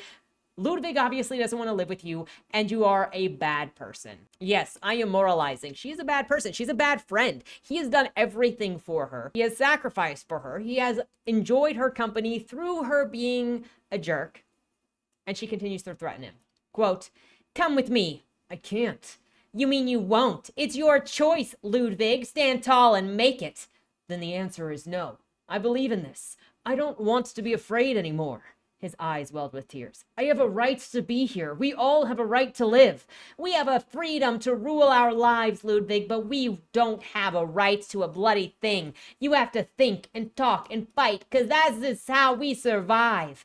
She turned her back on him. You read those old adventure stories, Kelly White, Vicky the Moss, where a pack of adventurers set out to find the treasure. They fight together, live together, learn together. And even after they take their prize, it was the journey that made them. A struggle, the pain, the failure, the triumph, not the baubles. She swiveled back. You want to take them all away? You want to take away victory because you're scared you'll fail? Too scared to step out the door? She stamped her foot. Well, I'm not. I'm sick of being controlled and used and working toward an end that I don't believe in. I won't do it. So here I am, stepping out the door to victory or fail. I don't know, but at least it'll be up to me. Lucy keeps saying that they have a right to choose how to live, but when people try to choose to live a different way, Lucy gets upset and then starts lecturing people about how it's forcing her to live a different way if they choose to live a different way. Lucy literally yells at Ludwig to choose the way that he wants to live. He does. He's found people that he wants to live with, and then she gets mad and says he deserves to die for it. Quote, then you're sick. She stomped closer. And you, Ludwig, are meek. You are not built for a world like this, so why delay the inevitable? He tilted his head. What's that supposed to mean? You know what I mean. You'd rather change the world, force everyone down on their knees so that you don't feel so small. So why don't you toughen up and do the logical thing? No, I will not lie down and die. Lucy shrugged. Didn't think so. You're an animal, same as me. No, Lucy, you are not the same. Ludwig actually believes in choice, and you believe in stomping everyone down. Get out, because Ludwig won't go along with Lucy's plan. She literally threatens him to prove that he wants to live. He literally says that he'd fight back to protect what he wants, to protect his life, but he doesn't want to live in a world that way. When he won't just back down and let her die, because he said, look, I want to live. I don't want to live always in threat, but I want to live. And she's like, oh, well, then just die. So he says he wants to live in peace. She threatens him. He says that he will fight back if she goes for his throat, and she uses that as a way to be like, see, we're the same, you and I. You won't just die. That doesn't mean that he wants to live fighting everyone all the time, Lucy. It means that he will not just be executed, and you are the reason he doesn't want to live in this society. Ludwig goes in for a punch, and the 3-foot-tall nothing the size of a cat, Lucy, is unmoved like a rock because she's literally just made of plot armor. And there are the hands of God constantly catching every punch that flies at her. Like, I swear, anytime she's supposed to be in trouble, the story gets paused to protect her so that she can lecture people, and then she wins. Of course, this also means that Lucy gets to beat the hell out of Ludwig because the story has been mean to Ludwig anyway. She gets a hold of her anger and then sees what she did to him and starts crying like she's the victim. She says she only did it because they were going to bring her out and kill her. Doesn't that mean that she deserves it? Shouldn't she accept the consequences to her actions? He's literally fighting for a society where she would not be killed for the things that she has done, and she is fighting him over it, saying that she should have to suffer for her choices. She's fighting him against the better society that would not let her die, while also complaining that they want to kill her for her choices. Make it make sense. Then she determines that it's time to leave. Lucy is wandering on her own now, crying about how she has no one left when she has literally threatened and belittled everyone who wants to create a society that wouldn't kill randomly. And she argues for it when she's crying with people wanting to kill her. And she argued for it and then cried for people that wanted to save her from the death sentence she endorses. Shouldn't she just accept? I'm just like, just lay down and die, Lucy. Just accept the consequences. Harlow follows Lucy and says that she is needed, so she follows. She takes Lucy to an old building. It sounds like it might be a dollhouse. She leads Lucy into a room and locks the door behind her. Helgen eventually comes in with Mystique and Harlow. They slap the black book down on the table and ask Lucy to forge some things into it to help take down Gatsby as the bad guy. Harlow returns to Xavier's dollhouse, and it looks like everything is back to normal since the fire was fairly small, just big enough to get everybody out of the main room. Shouldn't be surprising since the story really doesn't value consequences. Xavier checks in with them about the progress with the cops and then takes care of Mystique and Harlow before seeing them off. Shortly after that, the cops show up and they ask about Lucy and her group, and Xavier doesn't help. Yeshua is at the called court with everyone else as he speaks to Methusa about the little black book and how he is going to use it. Eventually, after covering this and everyone is gathered, it's announced that Wexel has called court into session, so she will now speak. While chasing down Lucy, it seems that they found a contract with Fontaine and a little black book. This implicates Methusa in setting up a bunch of lies and betrayal and attempting to take the voice seat from Lockett, thus resulting in Methusa's arrest. Why was she arrested and not just killed on the spot? Clearly, they have some kind of justice system. Yeshua goes to the Geralt reading room to talk to Methusa. That's where she is being held because they don't have prisons and she's waiting for her execution. When he gets inside, Methusa asks how he could betray her. They had a deal, and it turns out that Yeshua was offended by the idea of everyone else having an easier time because he had a hard time. Sounds like a bit of a boomer take, if you ask me. Quote, she shook her head in disbelief. How could you do this? He stood over her like a lord of lofty mold. I came from nothing. I fought tooth and claw for every piece of this city. I worked hard, I climbed high, and I loved every step. I designed my path and carved it, and not once did Lockett stand in my way, tell me, no, you can't. Instead, she shook my hand and drank to my success. I like her. I like this city, and I like the taste of victory. I like the taste of the McMansion that I own that none of the younglings will ever own. Imagine being such an asshole where you can't stand to see a society get better because you suffered trying to get to where you are. So why shouldn't everyone else try to suffer just to survive? We're not talking about handing out success here. We're talking about medicine.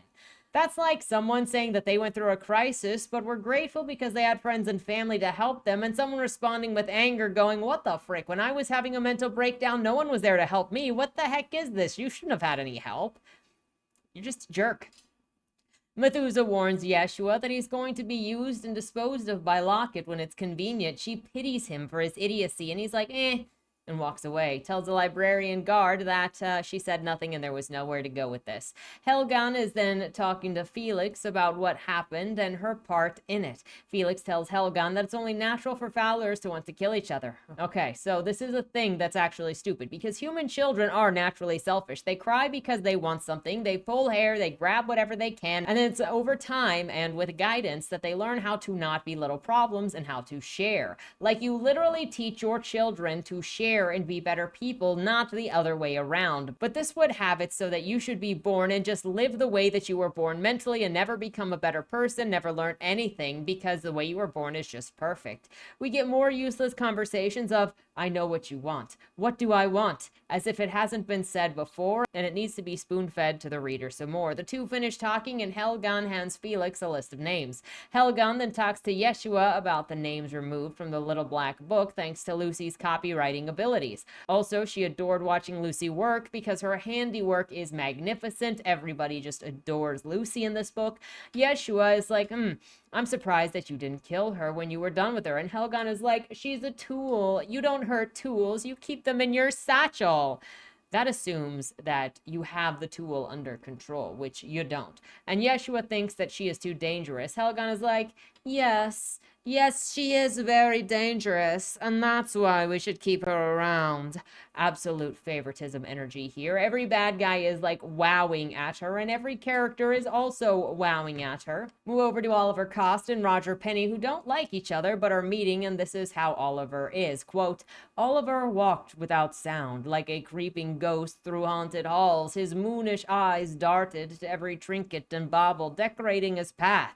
He judged worth and value like innocence and guilt, deeming objects either great or foul. As voice of material, Oliver saw things as competence or nothing. They kind of just dick measure with each other about who is going to be the better voice and who actually got the job. The question at 90% is, why am I supposed to actually care about these two fighting over a governmental position? Like, I don't know if you know this, but I think the government in this book sucks. In general, I think the government works against the people. So, like, why do I care about these two randos in the government fighting over a role and trade and controlling other people's assets?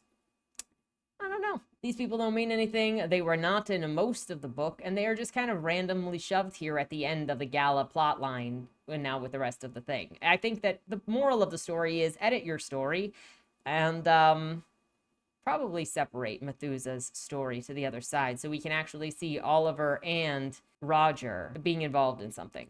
Honestly, I want this entire government, and side note, I actually want this entire government to fail, so I don't really care about a couple of stupid salarymen who want control of trade of a bad society. They agree to put differences aside and work together to fill the government with their people and their open position in the open positions, so totally perfectly great government. I'm sure that it's meant to be corrupt. Lockett is informed that something was found at Methusa's house, and this leads to Lockett discovering Methusa's small group of helpless children. Somehow these kids don't eat each other, and also now I'm thinking, how did they get away from the spawn point when their siblings likely would have eaten them? Or were they the only ones that came out alive?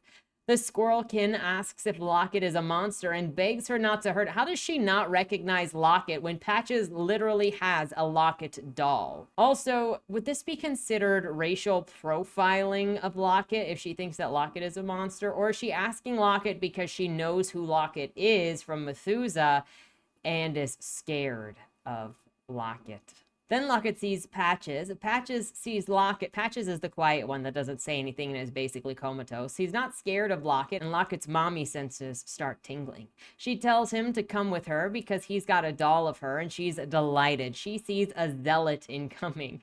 And she's just going around Methusa's house together, and that's so Lockett can find Methusa's underground cancer center. Quote, the two of them made for the crooked staircase. As they climbed, Patches looked between Lockett and his toy, squeezing each with both hands as the bony legs wobbled. After some fiddling, the door was unlocked and pushed open, unveiling a wide space decked with white beds. In the beds were animals lost in dreams, breathing hoarsely to the left, and each were glass vessels held aloft by metal stands dripping mire into the veins. Mechanical gods they were, feeding life to those who would never again stir as nature. Mechanical gods they were, feeding life to those who would never stir again as nature designed. The sight froze Lockett in place. Looks like Methusa was using those kids to do some experiments on Meyer. I also can't believe that the medicine is entirely being equated to children hooked up to machines for their entire lives. Throughout all of the documentation in Methusa's house, it continues to say how this is all being done for the greater good, as if the narration thinks that it needs to put it in there so that you don't accidentally side with the wrong people. The entries pretty much just tie Barnaby to Methusa and the experimentations with the kids making medicine. Getting back to Felicity, with Quinn admiring how unique she is. Let's be real, Quinn only likes Felicity because they are both creatures who should not be alive in this society if they stuck to the morals of culling the weak. It turns out that Quinn is also just straight up very much attached to Felicity's childishness. Quote, in the very first moment he saw her blurred outline sitting meekly in Grendelwood reading room, Quinn knew Felicity was unique. It wasn't her form precisely, for until donning his spectacles he had only a poor impression of it. No, it was the odor of a long and hard journey from the southern lands, and the very fact of her being alive was intriguing. It hit him immediately. From there, the more he learned about the Fowler only proved to pull him in further. Her wide-eyed curiosity, her alien culture, her thirst for knowledge, and now a surprising show of attitude. Felicity stomped her foot, scrunched her brow, and snorted like a bull. You said that you would take me into the library. You said so, she blared. Quinn managed a half smile, glancing between her and the mountain of documents stacked before him. Quinn says that she needs to get punished better because she's getting spoiled. Winifred walks into the room, surrounded by all of the children abducted from Methusa's place. Why didn't they just kill them all? I'm not really sure. I guess they gotta prove that they are worth something, but some of them probably should have just been killed by virtue of their health, right? Some of them have, if not all of them, have birth defects, so there is no proving themselves according to Lockett's law. She just argued against these guys having an existence in the freaking courtroom, did she not? Winifred then checks on how things are going around here, and then they talk about the contract and the book that are written in Gatsby's handwriting. Sure, we get this talk again. They determine to move in on Gatsby as Fontaine because he is the most likely suspect. Lockett visits Methusa to talk to her and say that they found her lab. It's over. She killed all of the kids. That's a lie. And we get this quote. Would you like to know the most dangerous thing of all? That which is capable of untold destructions, misery, tyranny? bad ideas. If left unchecked, untested, they spread like disease. They band together to form mobs, and mobs form ideologies, and ideologies form fanatics and armies in war. I've seen it before in the frayed and loyalists, in the howlers of the vile West. I saw it in the trade revolution, and I see it in you, Methusa. You have convinced yourself that you are the hero of your story, that I am evil, and evil is easy to hate. But I am not the villain of your story. I am that which you failed to conquer. You will die, and I will live, because that is the way of the world. You lost because you sought to tame a city of animals. Such a course was doomed to fail. Such a course always will, in the end. Yours was a world of horrors. Mercy so abundant that it drowns. Kindness so sweet that it rots. But you did not work alone. Lockett's really one to talk here when she's literally built a society on mob violence, but I digress. Lucy is literally part of the society and refuses to let other people actually opt out or have a conversation, as Lucy says, this is just the way things are, this is the way they've always been, this is how they should be, you shouldn't get rid of tradition. Lockett, maybe don't throw stones in glass houses. Also, this isn't just talking about kindness so sweet it rots. It's talking about kindness, period. Because in all of the other conversations in this book, it's just been, hey, why don't we just not kill people? Like, can we have that? Can we just protect the children? Can we just value, like, life as a base value? No, that's not kindness so sweet. But we know that Lockett is twisted. Are we actually going to look at what Quinn is doing with Felicity and call that also too kind? Is that being bad? Is there no kindness here? And Lockett and Lucy who both advocate for zero? Also, what happened to people being able to choose the life that they want and moral relativism and all that? Like, maybe make your argument more about betrayal of the system and how she violated the system, and not about morals, because Lockett is making a moral argument right now. Also, apparently it's too much to like not take kindness to an extreme for discussion, but you know, that's to be expected when we're dealing with evil. And yes, Lockett, your ideology is evil. So we learn here that dead bodies are public property, or the property of the killer if they are justifiably killed, which just made me question why Lucy didn't stay behind at the gala to tell the law enforcement, which just made me question again why Lucy didn't stay behind to tell law enforcement what happened with Wiley, and that Wiley was threatening her, and that it was connected to Fontaine, and she could lead them to Fontaine. Like all of that, and then possibly the dead man is dead, which just made me question why Lucy didn't stay behind to tell the cops that Wiley was working with Fontaine. She found out he was going to kill her because she found out, so she killed him in self-defense. It's not like he could have actually argued with her. This is also when Gatsby realizes that his little black book was taken from him by the dollies that were dancing up on him, and I mean, maybe he shouldn't have trusted hoes during a heist. That might have been a choice. He thinks that it might be Methusa betraying him, but then that's quickly corrected. The cops are now here, so it's time for a quick escape. Despite Ludwig being hurt, they refuse to leave him behind because, you know, Gatsby is not a terrible person. Neither are Teaser and Basil.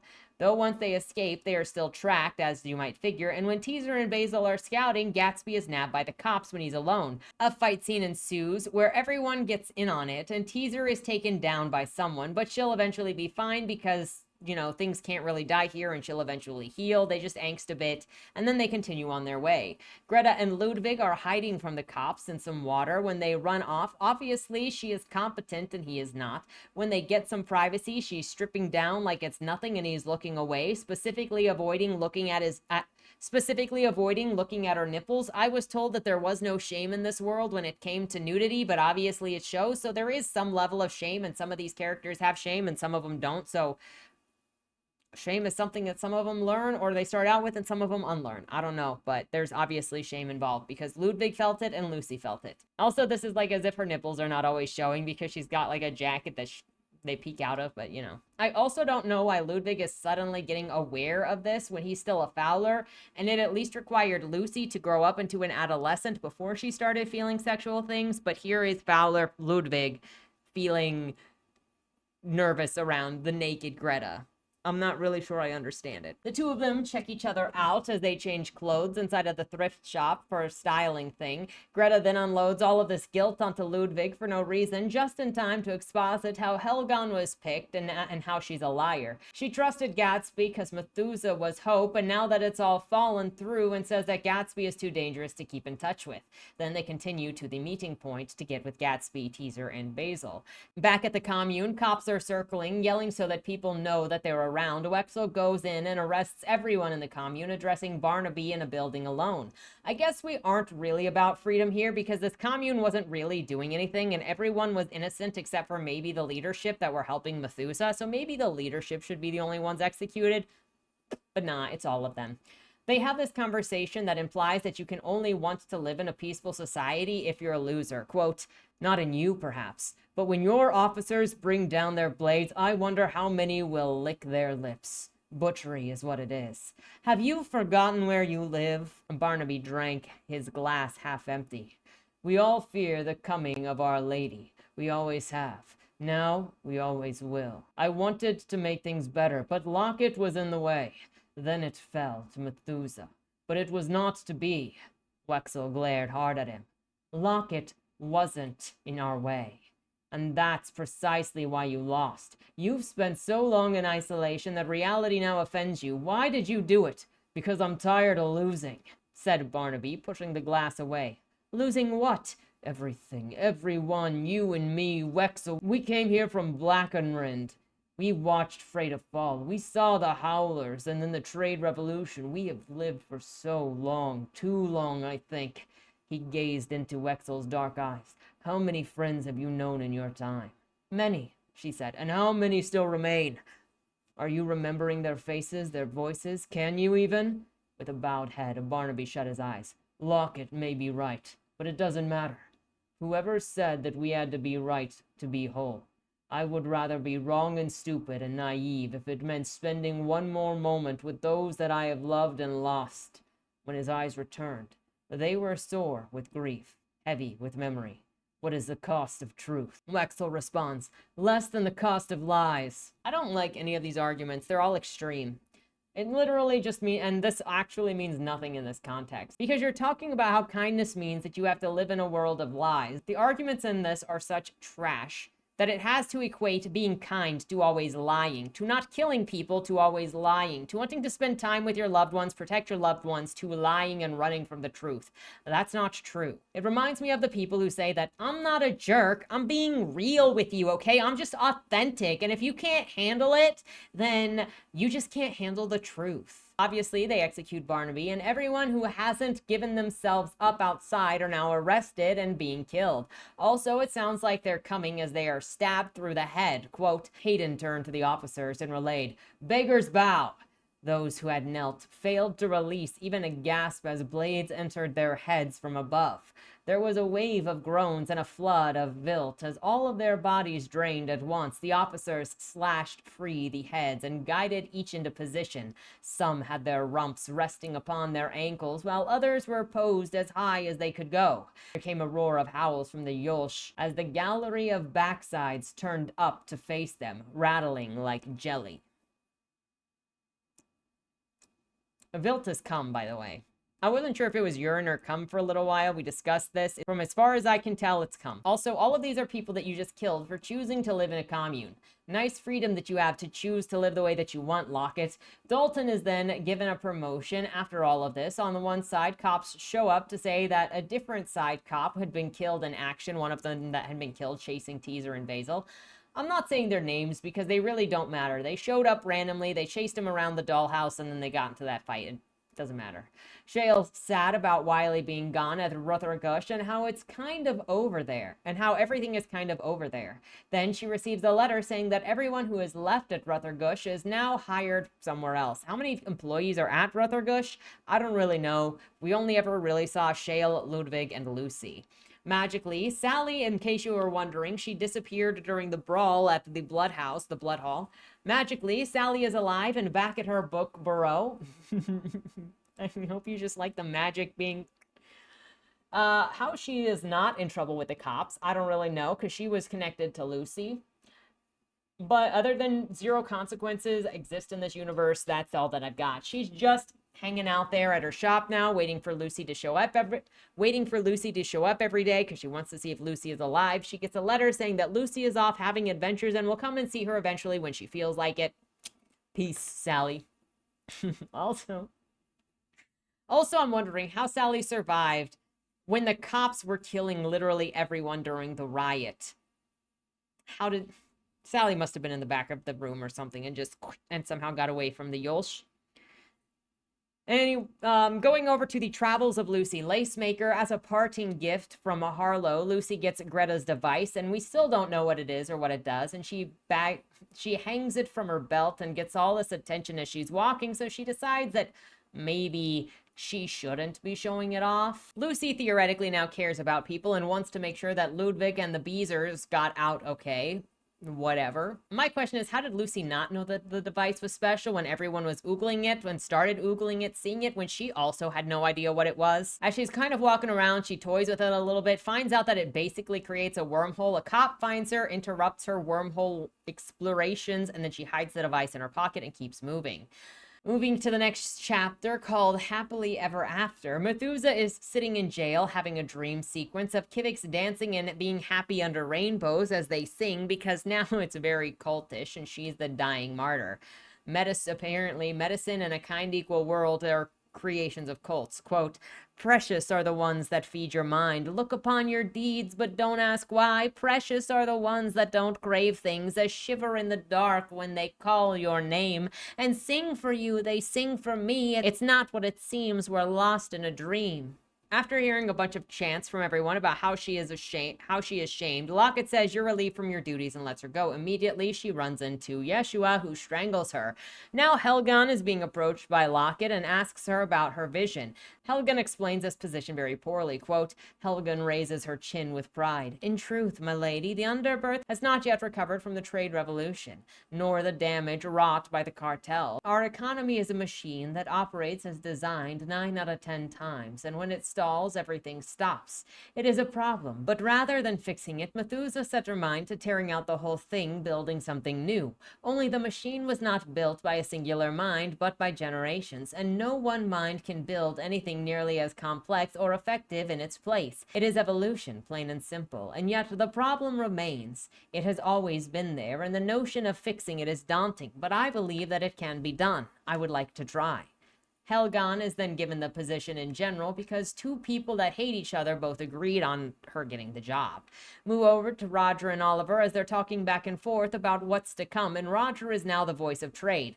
Then they stumble upon a display of Methusa's execution, all up, on a high rise. Quote, presently, Yeshua was whispering to Methusa, and though she could have fought, she remained passive to his touch. She was proud and resolute until the moment she fell. The chain rattled over the rail, then strained against her weight as she flung 20 feet above the tallest head.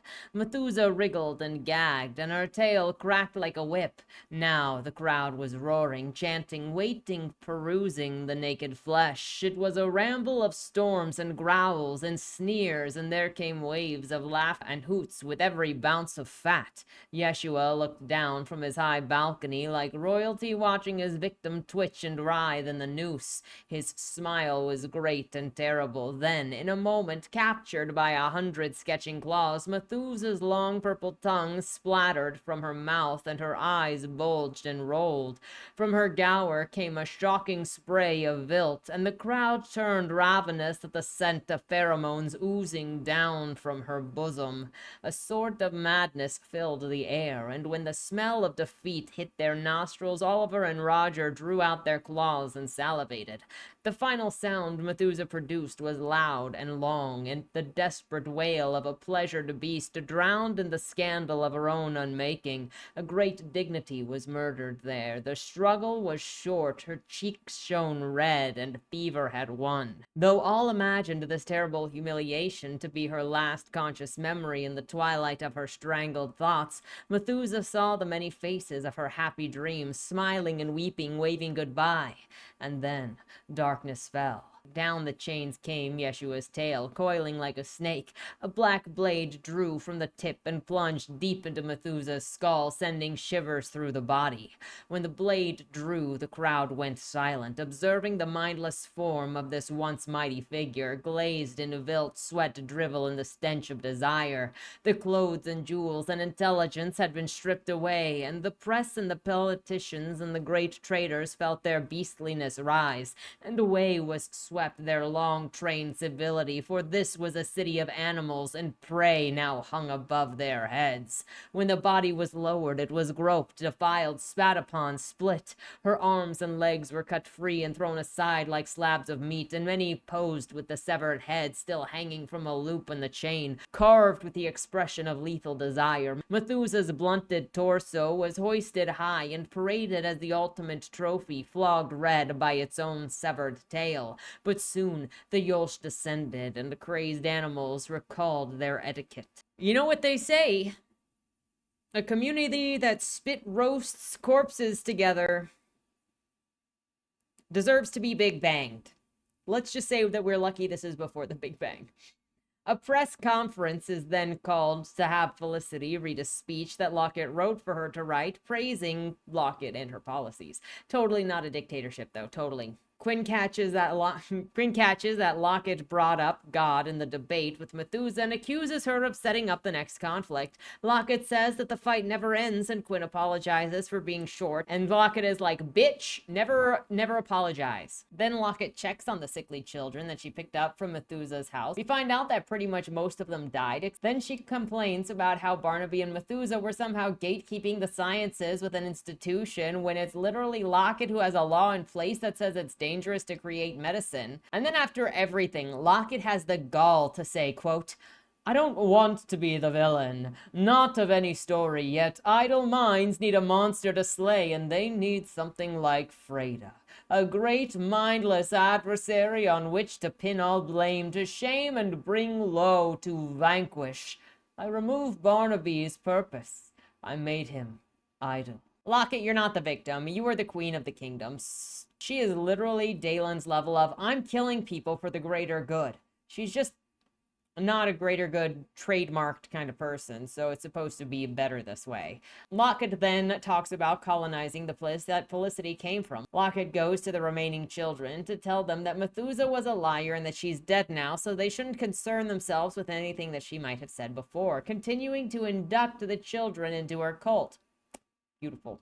With the others left of the children, because it's not just the two named, there are a couple of unnamed. What's left of them, she makes one of them bleed so that they start fighting, hungry, and causes them to take care of themselves. As Lockett says, anyone taking care of anyone is garbage. Quote, Methusa had you believing that I was a beast, did she not? She promised you that she would protect you, shield you from the world, defend you from the monsters, content to leave you withering away in the dark, thoroughly dependent upon her patience and mercy.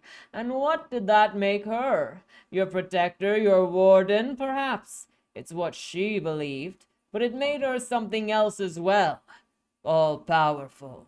The remaining babies scatter so that they don't die. Back to Quinn, putting Felicity to bed. She meets with Sylvia, saying that the mire will be destroyed now. Sylvia says, quote, Methusa was a fool who thought too little and trusted too much, drunk on her own fantasy. So, guys, moral of the story here is have no hope, no mercy, or else you will be killed because, screw you, kindness is fake.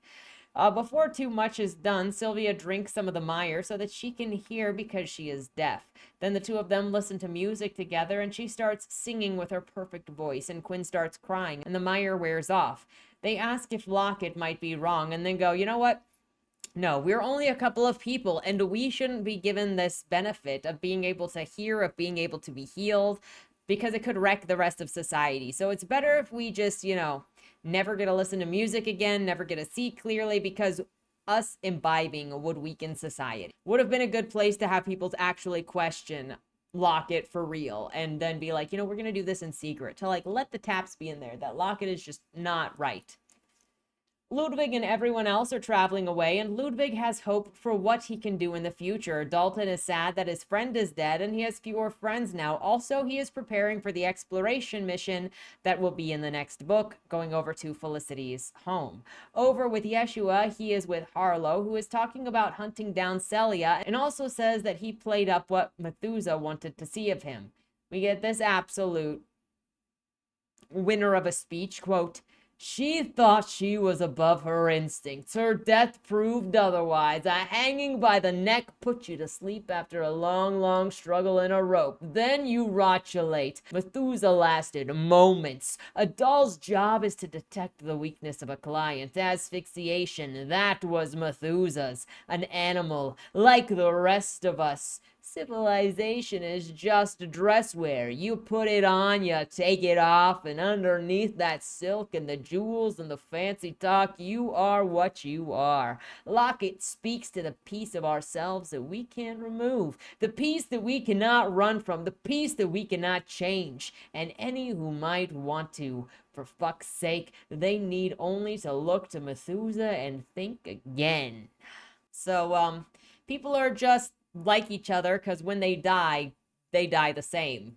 Wow, so deep, so thoughtful. If you're saying that there's some statement being made of Methusa because when she was hanged she vilted herself, that sounds a lot like the same arguments that are made, that it's like, oh, that girl wanted to be raped because otherwise she wouldn't have been wet. No,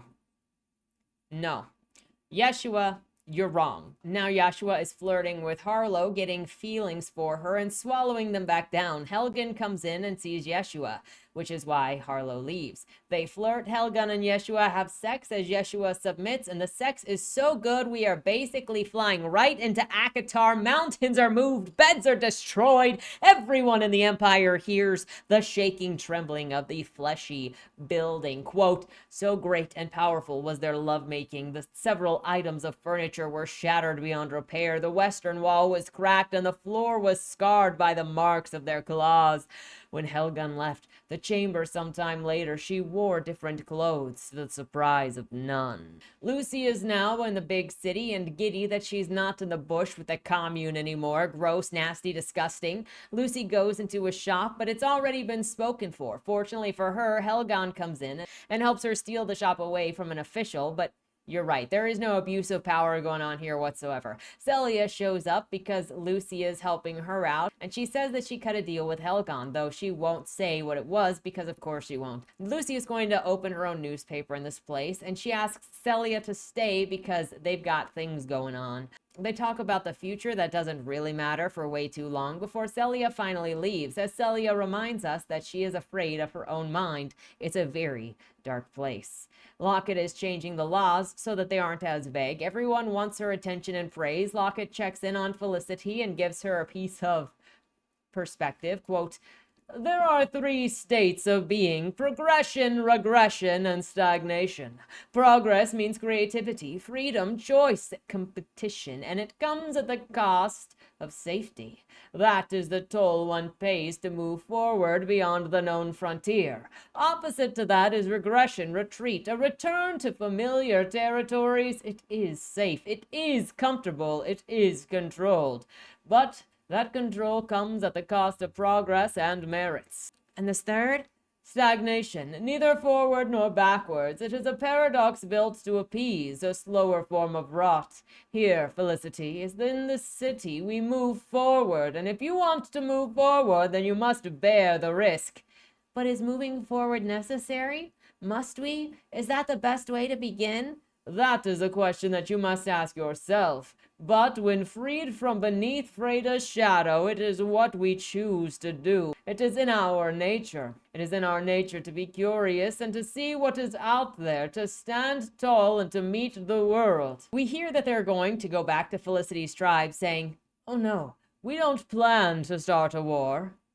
Right, like they're going to expect submission or slaughter them all, I'm sure. And then you are left with the image of Wexel fondling Methusa's corpse's bush. Quote, The hall shrunk to a narrow corridor which led to the chamber at the heart of the masseter. It was cylindrical and domed, and the light was a glittering gold. At the center was a slab of stone, and upon it was splayed the body of Methusa. The limbs, the tail, and head had been reattached, and the white flesh was clean and greased in its fine oils.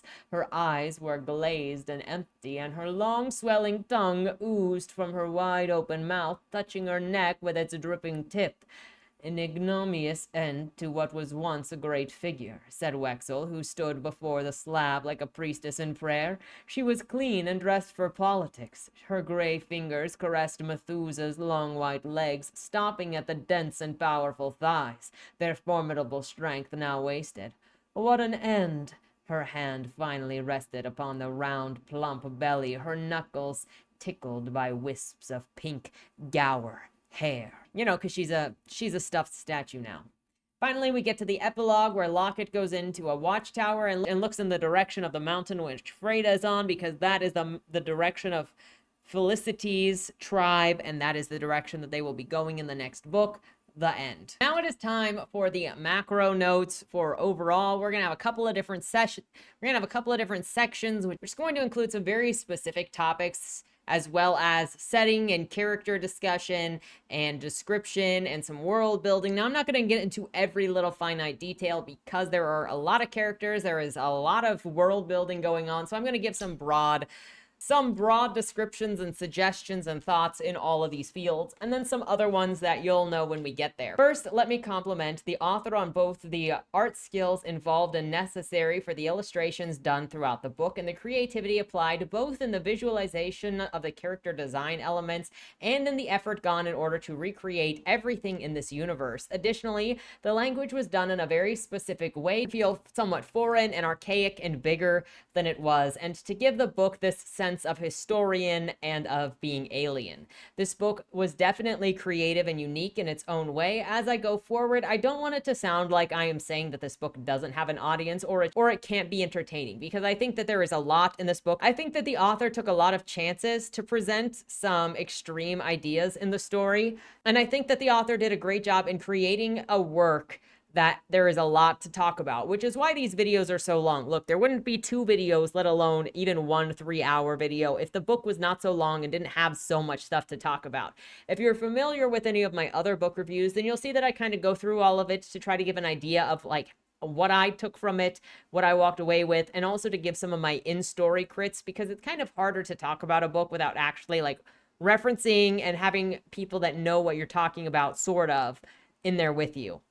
Now, it's not obviously one-to-one complete accuracy because I have to clip it. I have to summarize it down to make it more manageable, especially when it's such a lengthy book. So it's obviously not going to be the same experience as if you were reading it. So if you are interested in it and want to talk more in depth about the ideas, or like how you experience the ideas, what you walked away with the ideas, I always recommend checking it out, because I think that there is a lot to discuss through this book and through the interpretation of the contents of this book. This author presented a lot of stuff to talk about, and that is no small thing. Now, that said, this book does have I think a niche audience. Just like you wouldn't necessarily reach outside the audience of a typical dark romance readership, because if someone outside of the dark romance readership pick up the dark romance, they might really not like it, because the writing is usually poor and it's pretty much pornographic. Not saying that this is pornographic. I'm saying if it has a niche audience, the book getting outside of that niche audience is not typically always going to like it, but the people in the niche audience will love it. I also think that this book would have been better served if it remained as animations over writing, but the writing to me feels like a way to try to broaden the viewership of the creation to get it to a new audience, and I can understand that as well. Based on how much of this is so visual though, I don't think that it did the story and the characters any favors to be written as a book. And then you have their physical elements that never actually come into play in anything. Additionally, you can tell that the author loves the creations of his work by the way that he writes the things in the book. Quote, Vilborn was a masterpiece of civic wonderment, bound together with delirious architecture. Even the wards furthest from grandeur were well maintained and typically crafted in the 3 most fashionable styles: Lancashian, Winnewardian, and Sombrerian. Such beauty was lost to Goldun, desensitized to the wonder.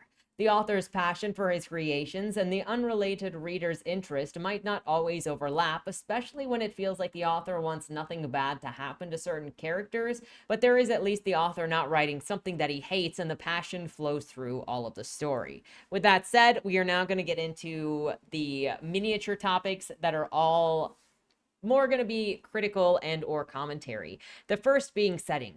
Obviously, we can't really talk about anything here without talking about the setting first. The setting in some cases destroyed the narration for me. Why? Because this is said to take place before the Big Bang. The only creatures in existence are the Fennah and the Kiviks, nothing else. Yet we constantly have references to ideas, concepts, animals, things that don't exist in this world, period, including hospitals and sanitariums placed in illegal literature without definition. I was told it mentions creatures in the narrative that don't exist because you need to think of it as more of a Morgan Freeman during a nature documentary, yet often it would also slip into third close to express a character's emotions with the narration. And when it didn't do that, it left things obscured at times that shouldn't have been obscured in order to drag the reader along without explaining things so that it would surprise you later or remain a mystery, such as Greta's locket. I think the setting tried too hard to be completely unique to the point that it broke its own rules while not thinking about how that would affect everything else. It wanted to pretend that everything was alien while also lining it up with concepts that we understand, because it ultimately wanted to make philosophical and political arguments that were correlating or felt like they correlated to things of today but don't actually correlate with what's happening in the story. I'll get into the crossing mindsets that don't work in this later, and while some might be fine with the mentions of things that don't exist in this narrative, that breaks the rules for me because it leaves me asking, well, what exists and what doesn't exist within this narrative, and why do I care about them arguing about something that doesn't exist? When I'm reading a book, I try to live within the confines of that world, and if the confines of that world are described and then immediately broken, then I'm told that I can't trust the narrator or the narration because it's not following its own rules. There's also this weird thing where you would expect that the aquatic Kivik and then the land Kivik would actually be considered different creatures. And then as soon as you start getting into like the evolutions of different things where it turns into like, here's the reptilian, here's the avian, here's the other one, here's the other one, then they would actually no longer be the same species. Because if you look at the evolution as we know it, even as humans technically come from other creatures, the evolutionary background of humans is not considered still human. We're not considered the same species as what is called the evolutionary background of humans. So I don't know why in the Kivik world they would become so diverse in what they are and who they are, and possibly if there is any difference at all in how they procreate, especially underwater, and then why they would all be still considered the same species. That doesn't really make sense to me. I also really didn't need two different notes from the author saying these creatures aren't like us, they have different values. This also broke the immersion for me. Most stories don't feel like they need to tell you these things when they're bringing characters in that believe and do things that are not typical of our societies.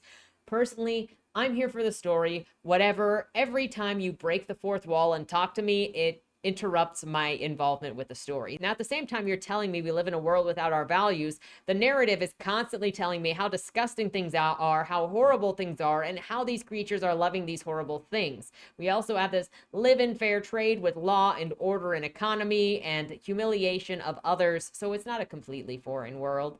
One of the laws is about free speech and another is about property rights. So again, I think the disclaimer that these creatures don't have our values when they actually do share some of our values is kind of a misnomer. I also think that putting the story before the Big Bang was overcomplicating it, though maybe if it established that they weren't just animals and developed a little more, I could have actually believed that society in general was kind of just in a loop where it would go and then it would explode and then something new would happen and then it would just kind of loop around and go through the same cycle. Next section is world building. I already asked a lot of questions during the synopsis, so let me try to get to the big comments without being too repetitive. Since world building kind of follows after setting, it is difficult for me to take a book seriously when laws are written straight into the text and it spent so much time explaining things in narration that the characters then immediately break anyway. No one actually follows any of the laws placed at the top of these chapters, and this book fell into the category of the author tries so hard to explain things that it feels like they end up putting their foot in their mouth. It also has we accept that majority of people in general follow the law of don't kill people. It's bad to murder people, right? We all kind of just internalize that as the moral of society. Where are these characters constantly showing that they are following the laws put forth in society? We don't see that. Everybody is constantly breaking the laws of this society. The first thing that stood out to me was the animal versus civilization, as the characters multiple times use the phrase, "we are just animals." What does that even mean to these people who have no concept of anything other than plants in themselves? There are no other animals to speak of. So what is considered animal behavior? And no, you can't have them use it as a concept if it does not exist. You can say some variation of civics are carnal, civics are brutal, etc., but not "we are animals" when there is no comparison to what animals are. Meanwhile, how are you going to have the same person who institutionalized civilization argue that they are just animals and have to feed their carnal animal ways because they'll never be any better than their carnalness? You can't. It makes no sense. Lockett is both law and order in uncivility. Additionally, this book wants to make a big deal about medicine and people being inferior. Let's talk about survival of the fittest. That's not actually what this is, or else you might see people discriminating against those that they think are weaker in society, taking chances to go against those that they think are weaker, and then maybe some of them would actually be given the chance to get their butts handed to them out of a poor assumption. That never really happens in the story. Despite how this is supposed to be a survival of the fittest story and it's institutionalized, only the strongest should survive, and if you look weak and if you have deficiencies, you should be eliminated and people don't like you.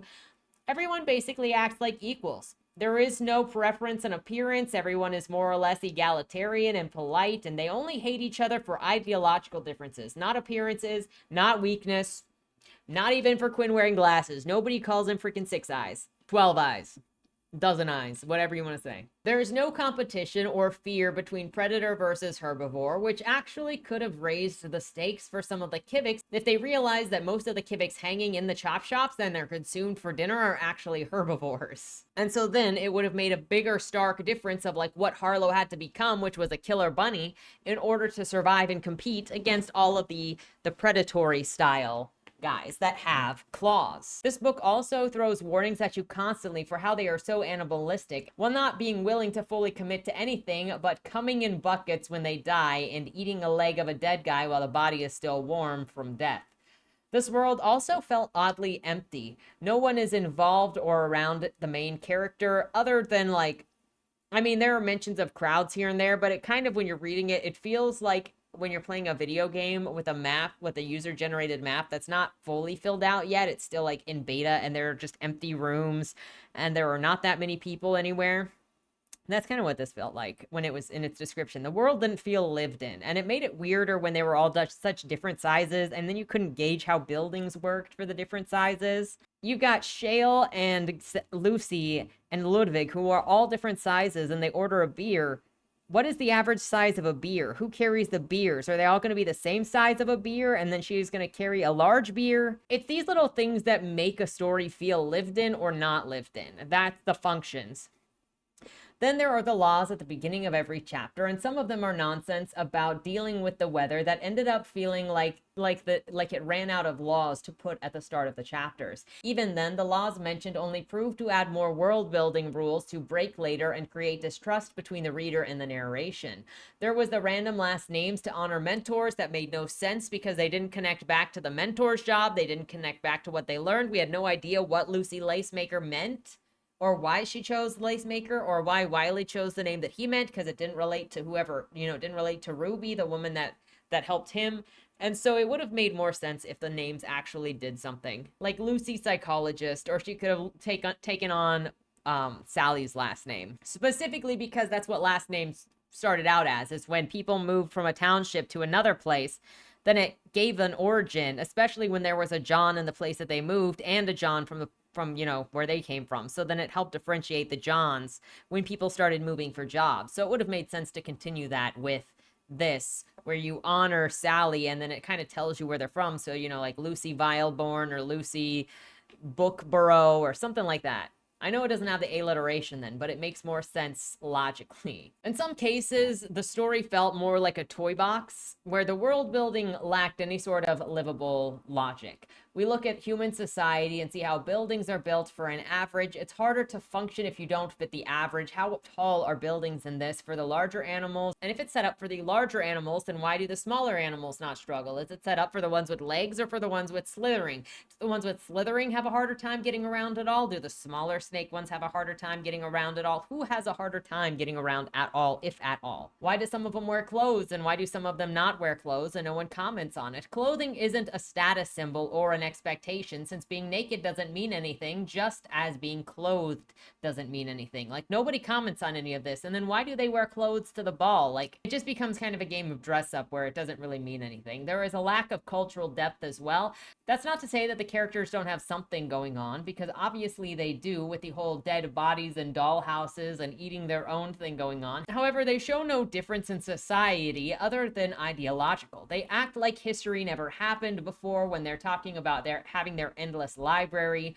They show no difference in the evolution of breeding, despite some seemingly being ignorant of the birthing process, yet despite some of them seemingly being ignorant of the birthing process, yet all of them are the same species. The book talks about evolution, and then you have body parts and behaviors that make no sense from an evolutionary standpoint, focused on survival of the fittest mentality, especially how many giant tots there are. Like, why does that woman have 4 tots? Why does that woman have 8? She's not breastfeeding. I know that they're vestigial, but should that not have been, like, worked out somewhere as we're talking about evolution? Or does, like, the chances of having tots is fairly high as a vestigial mutation, apparently. Especially when they're all basically the same multi-gender, where you can be anything. There's no explanation for how that works either, or how some have male bodies and some have female bodies, and why some are she and some are he, but they're all basically hermaphrodites. Like, getting out of that conversation, going back to the culture, they don't even spit on people in the streets for seemingly being lesser. Somehow we're dealing with the most intellectually complex creatures ever in existence, to the point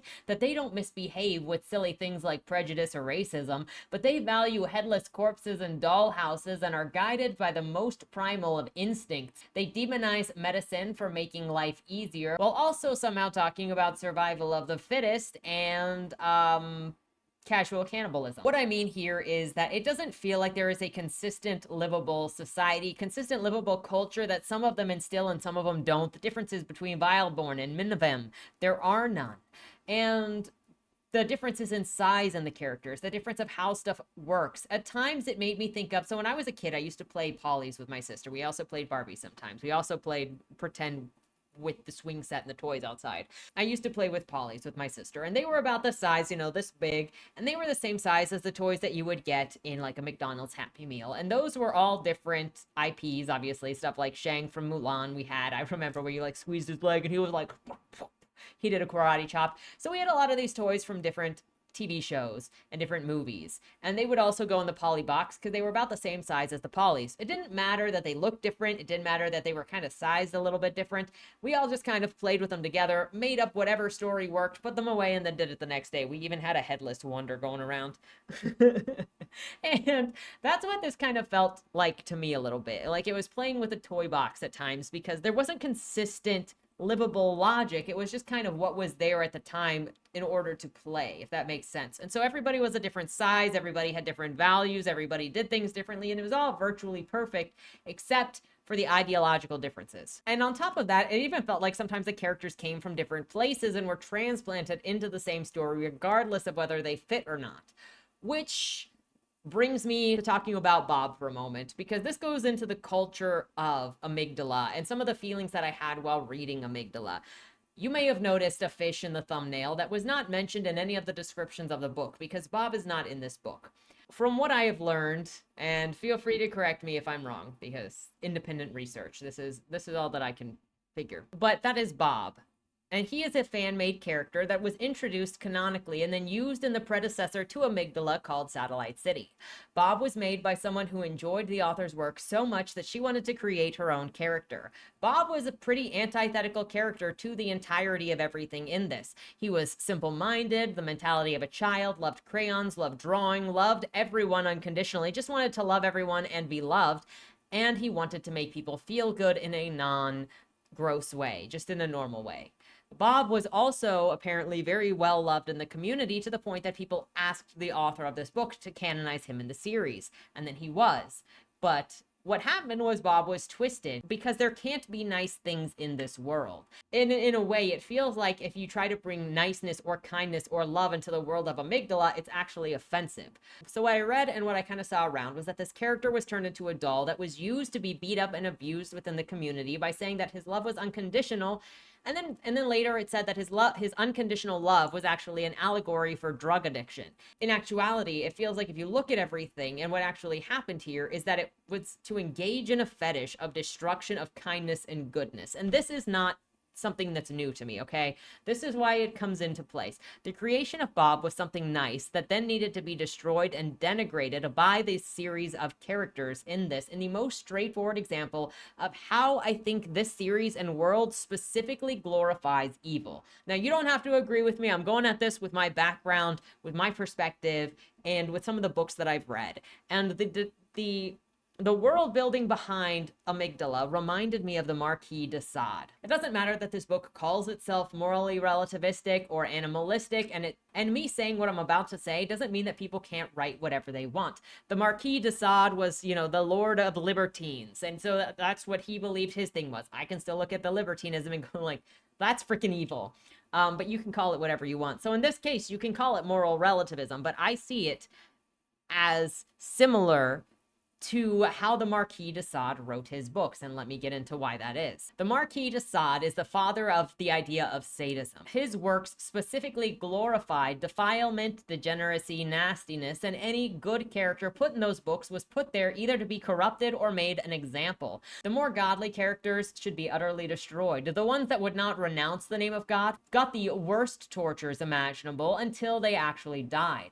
Look into what Justine is about. There's not much of a difference for how the book Amygdala handles goodness and innocence. In fact, I see the exact same mentality of corrupting the innocence if you can't torture or destroy it in the most painful way. It is a celebration of evil, and worse is the book tries to convince you otherwise by calling it moral relativism and saying that it is just freedom. But libertinism and do as thou wilt is still actually evil. And if you tell me to change how I think about it, if you try to guide the way that I think about it, instead of actually, engaging in a discussion, but rather saying you can't do that, you're breaking the rules of the book, then you're just trying to control the response that I have. Getting into the casual eroticism. So there may have been a bit of confusion in the last video when I said this book had eroticism in it. It's not erotica. There are no heavy on the page descriptions of sex. Some of the descriptions that I gave in this were the more graphic descriptions of the sexual encounters in this book, and most of them had to do with death. But eroticism is not erotica. Eroticism is the use of sexually arousing or suggestive symbolism, setting, illusions, situations in art, drama, or the like.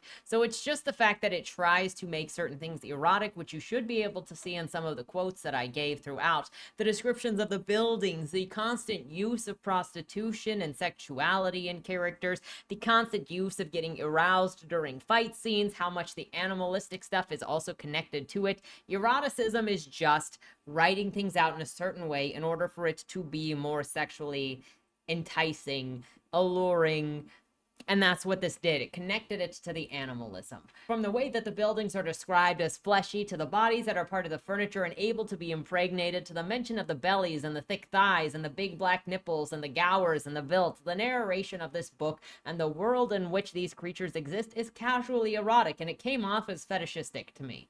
The way that the bodies are talked about being doll-faced is pretty much described as the hentai orgasm face meme, and the way that the bodies are constantly described in the bow pose is literally how Jeffrey Dahmer would pose his victims in the shots after their death. Everything about the way that these characters live is casually erotic, even to the point that when Lucy becomes an adolescent, instead of a Fowler, she immediately starts feeling horny and is eventually given the talk about dollhouses. Her and many of the others talk openly about desires to dominate. The prostitutes play a big role in this world and are generally revered, and then you have the instinct to fight being intertwined with the instinct to have sex and be dominated or to dominate. Additionally, you have some of the drawings of the characters to take into consideration, where the women often have large breasts. Not all of them have large breasts. Some of them have 6 breasts, some of them have 8 breasts, some of them are flat chested. Many of them have very large breasts with large nipples, if the nipples are visible, and very large bushes around the groin, while the men are Ken dolls with no nipples. All of these are erotic elements, despite the book not generally being smutty, though the nipples and Gower fountains might suggest otherwise. Also, this book likes to cuck the men, and it can't be overlooked with how the visual representation of males and females are designed. An undercurrent of sexuality goes into everything. After having listened to a long live stream where the author talked about his characters, it also doesn't help the eroticism angle when he continually says to buy the book if you want to see the characters' tits, because there are pictures of their tits in the book. Honestly, the more that I learned about this book, I was like, I am definitely not the audience for this. I just accepted that. I accepted that early on. Do I think that this has been deliberately misconstrued or delivered? No, I don't think so. I've interacted with actual smut writers enough to understand that I think once you've ingrained enough of a certain culture into yourself, you kind of lose touch with what other people's limits are. And in some cases, you do not know what boundaries are, and you do not really know what eroticism counts as anymore. So I think a lot of this confusion or this idea that it's not erotic might come from just having been used to this world. But, you know, if you look at a lot of the fan art for Satellite City, it's straight up pornographic. It's not even just erotic. It's headless and lips spread, if you know what I mean. The narration. Aside from the narration describing things that don't exist issues, sometimes it felt like the narrator is actually talking down to you. The language in this gets to be very creative and verbose, often pushing a line of pretentious for me. And I got that it was being archaic, but also sometimes it went a little far. But then also when it's talking down to you, reminding you that these characters are aliens, and so you need to keep that in mind. Do you think I'm smart enough to be able to catch that you can use these big words?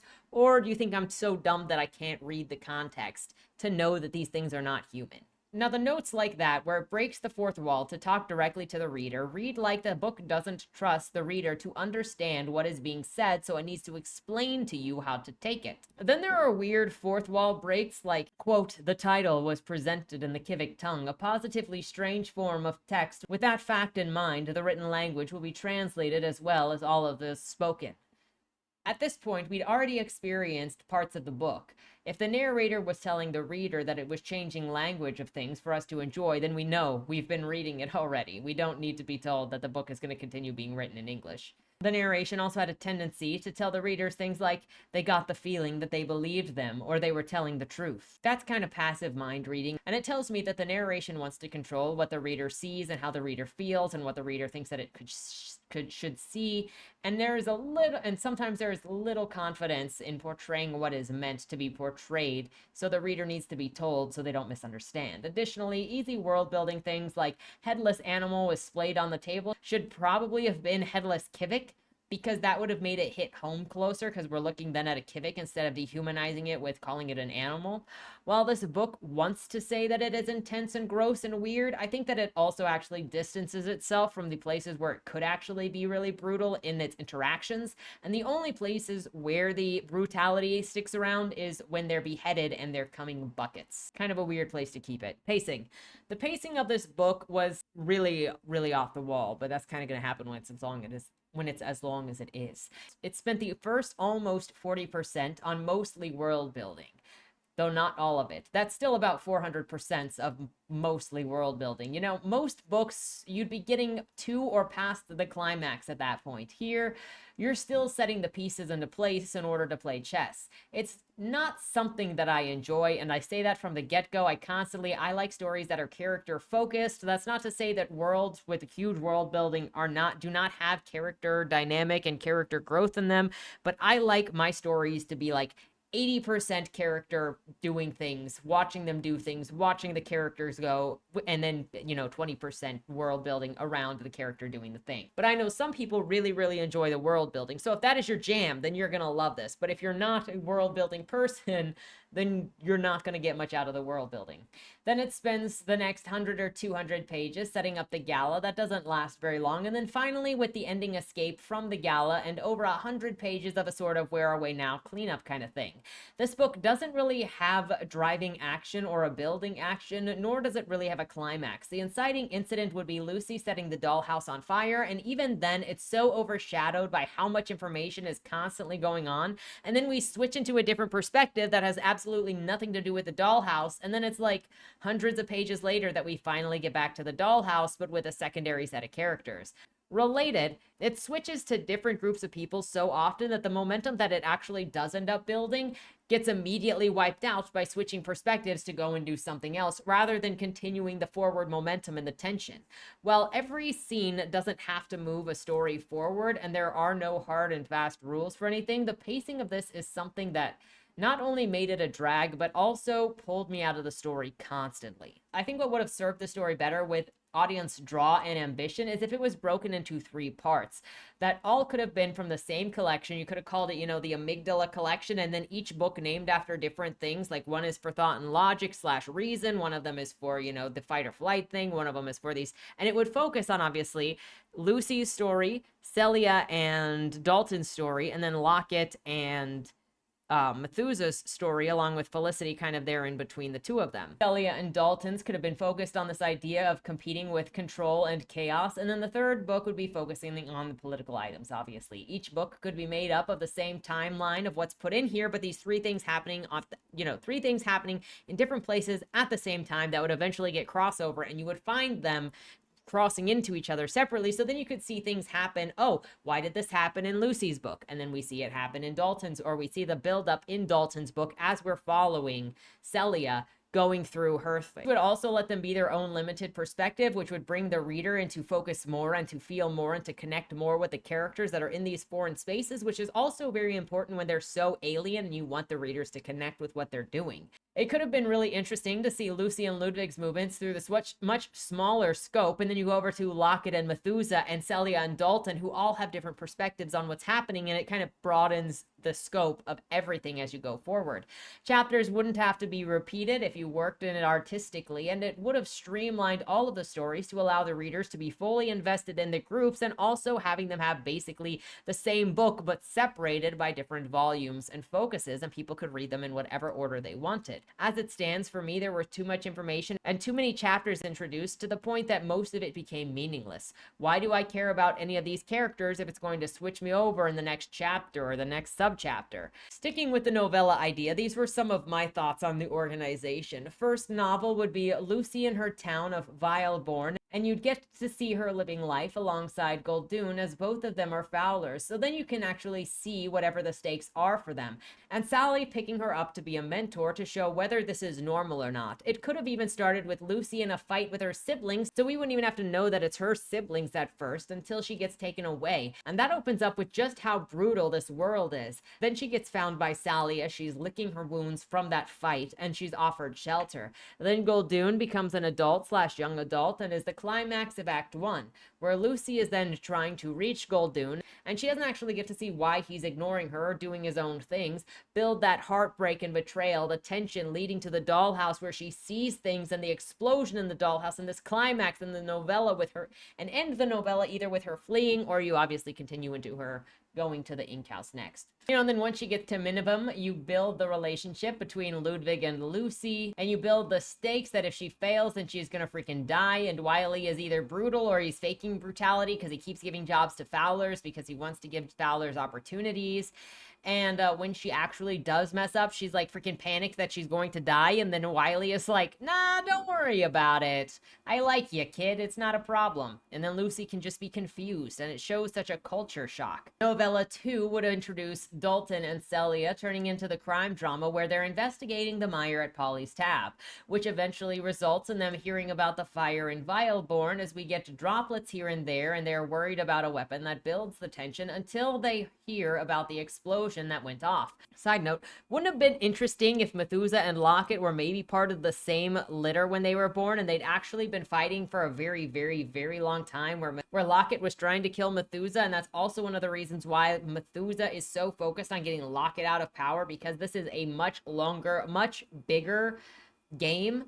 And then if they both tried to use Felicity to be like, my way is better, where you actually got to see her interacting with the both of them. And then that would have made the climax where one of them beats the other much more satisfying, because there is much more power behind what is happening. It's much more personal, and we're more introduced to this. Talking about characters, there was an attempt made at some point, but the book became so overloaded with characters that act more as functions that they never really got the chance to just be characters. Not only that, there were obvious favorites to me who ended up getting plot armor, Lucy being the most obvious. She was good at everything that she did. She got praise from everyone. She got out of every bad situation. She judged literally everybody. The world formed around her and boosted her up. And despite her being a measly 3 feet tall max, no one ever punted her cocky butt out the door when she was being a little bit big on herself. Everyone gets on their knees for Lucy, and she is the most threatening cat-sized creature against, the 15 feet tall beasts. She beats Wiley without an issue. She outsmarts everyone, knows better than everyone, and becomes something of a mouthpiece later on. Most of the characters read as inconsistent to me if they're not mouthpieces. The book tried to cover so much that I don't think it committed to anyone. There was opportunity, lots of it, but for one reason or another, the characters were not committed to. It shows in the personalities and the culture and the lack of actual conflict on anything other than ideological bounds. Sometimes it felt like the characters were too well loved that the author was not allowing anything to happen to them. And it was especially annoying to continuously watch her insult mercy and kindness. But then you think back, she insults Ludwig for mercy and kindness, but then you go all the way back to the beginning of the book when the dollhouse catches on fire and Boutica is headless in the brothel. And she actually stops to put Boutica's head back on so that Boutica can get out and escape. That's mercy. She didn't have to do that. If she was just about her survival instincts and didn't care about other people, period, then she wouldn't have done that. But she does give mercy. She does give compassion. So then she just starts insulting Ludwig. Why? Because that act of kindness was against her nature and against what the law says should happen. Lucy wants to talk about freedom to choose, lecturing everyone on how they live their lives, how much she believes in Lockett's law. Yet when she kills Wiley, her first instinct is to run rather than dealing with the consequences of her actions. That means that she doesn't believe that she was justified in what she did, and she also doesn't believe that she should have to pay the price. So every time she talks about consequences of her actions, she is a liar, a coward, and a tyrant in training. She finds refuge in a commune where people are offering her kindness and food for free. They aren't forcing anything on anyone. She came into their house and she is ready to destroy it out of selfish desire and her inability to adjust to other people's culture. I get it. She's a child. She can't. Every time she is greeted with someone who does things differently, proving her ideology isn't the only one, she just can't fathom how it works, and she wants everyone to conform to her way. She is a cultist of the Lockett. She is a cultist of the Lockett law, and she can't get past her emotional response of, this is what I'm used to, and I want to climb the ladder and hurt people. The central male characters are often set on the back burner for humiliation, and a majority of the political arguing reads as contradictory strawman. No one actually believes these things, which are all hyperbole, and I get that this calls itself parody of something, but they need to be consistent in their beliefs. Everybody is just an extreme that doesn't exist, that argues against itself. There are claims that there was voting and representation going on, but Methusa was in charge of Hammerlow, home to the working class, or what I assume to be the working class, since it has all of the markets and the gardens, and it seems like the casino was where the entertainers were and the politicians were. I kind of likened casino to like New York, Las Vegas, LA, and then Thumb was where the politicians lived. I mean, some legislators also lived in casino, but I assume partially that people that represent different areas live in the areas they represent. So like Methusa lived in Hammerlow, Yeshua lived in Casino, and obviously Lockett lived in Thumb. And I imagine Thumb was like Washington, D.C. And then Hammerlow was pretty much everywhere else because it's farming and markets and just the outer rung that is not entertainers and politicians and thinkers. So if these people got into these positions because they were voted on, then there were people that already supported Methusa. So where were they when she was going into court? Where was her side of support when she went into court? Because she was obviously elected of her district. If she was not elected of her district, then how the frick did they get into the positions that they are in? Then it is not a representative of any kind. It's just people taking control of areas. Otherwise, they're being elected by a committee that is also unelected, because who is electing these people? We later see Methusa put Helgen into a position because two other people agree on choosing her. So they're either part of the committee or they are friends, because I don't think that they had jobs on the committee yet. They were hoping to have a job on the committee. They wanted to be the voices of trade. And then they decided, you know, Helgen is going to be better, and we can actually get Helgen in there by agreeing, since we're at each other's throats. So nobody is actually voting on anything in this. The lack of support for Lockett, or the lack of support for Methusa, despite her being the leadership in an area, kind of is one of those things that contributes to this feeling like an empty world. Now, it might have been a better decision to have Methusa not be part of the politics yet and be trying to get into the politics. Obviously, she was trying to take over Lockett, so maybe she shouldn't have been even the voice of Hammerlow, because now it's like acting like she's an unknown while also being in control of an area. And now we got to question how these people get into roles when she has zero support, even with her ideas, when she is literally supporting the working class. She is the voice of the working class, and yet nobody is there for her. We see communes. We see people checking out of Lockett's society. Where was Methusa's support? So this world is not lived in, and that's why the politics in this book feel one-sided and supported in a specific direction, because you literally give the other direction zero support when she should have support.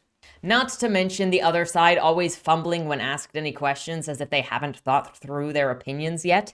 This is a dictatorship pretending that it's not a dictatorship, and Lockett uses violence to kill the competition like every other dictator before her, or in this case, after her. Meanwhile, you've got useful idiots like Lucy who support Lockett in everything that she does, fighting with Ludwig over, quote, "This is the way that things are. You don't tear down traditions, you build on them."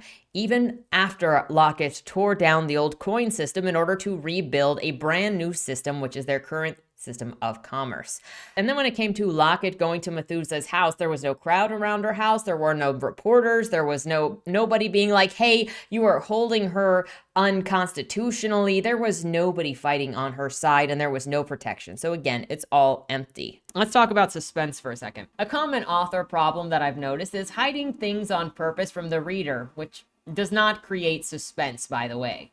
Keeping dialogue vague for the hee-hee surprise does not create suspense. You get investment by telling readers what's at stake. Some mystery can add suspense, but keeping everything from the reader, just like Isom did, makes it look like you don't really know what's going on in your own book, and you are chiefly trying to create suspense by not providing basic information like character motivation.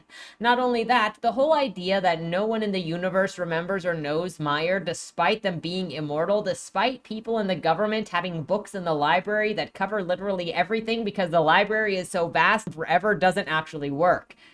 It also weakens the argument that Lockett made. We should have known from the start of Lockett's, Dalton's, or Celia's perspective that Meyer was a medicine and society worked against it, or somebody in Lockett's cabinet should have known. Then you could see the battle of ideologies fight it through their actions rather than through vague references of a weapon, because they had no better argument against the implementation of it or what it was doing. Also, I absolutely hate chapter cliffhangers. I prefer a story hits an arc and then goes, because then the next chapter can start doing the next thing. It's just a pet peeve of mine that if it ends in the middle of something and then you're like, oh no, don't you want to see what happens next? Not really. I see it as a ploy. The biology question. Some of the Kiviks are described as looking like animals. Some are described as looking like humans. Barnaby is described in the text as looking less Kivik. But what does that mean?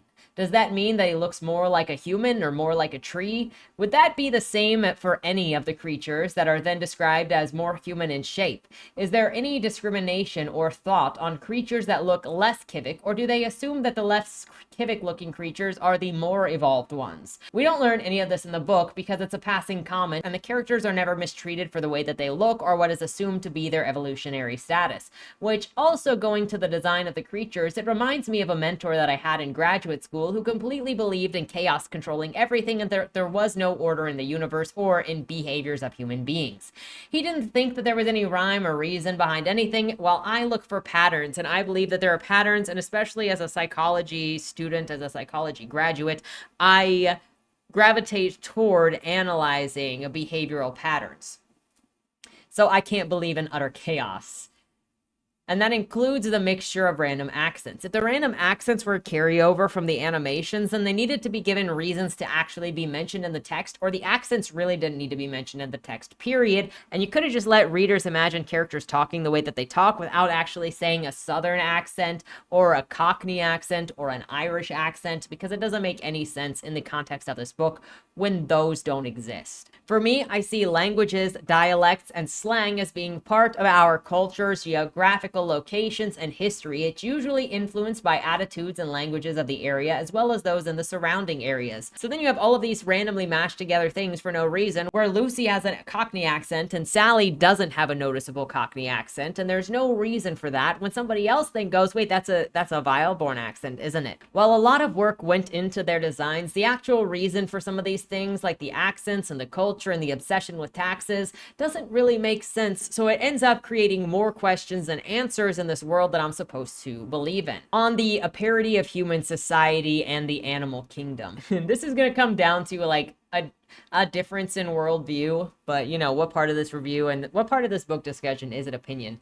But I don't think that the characters in this actually showed animalistic qualities. The animal kingdom is brutal, true, but so are humans. Shortly after finishing this book, I was listening to some true crime podcasts by Rotten Mango, and she does things that regular people do. Not super popular cases, but they are brutal, and the extent of cruelty regular humans go to is huge. Using corpses as furniture, parody of people, obviously. You know how many stories I've heard of people keeping body parts in their houses, carrying heads in their backpacks? Like, it's a lot.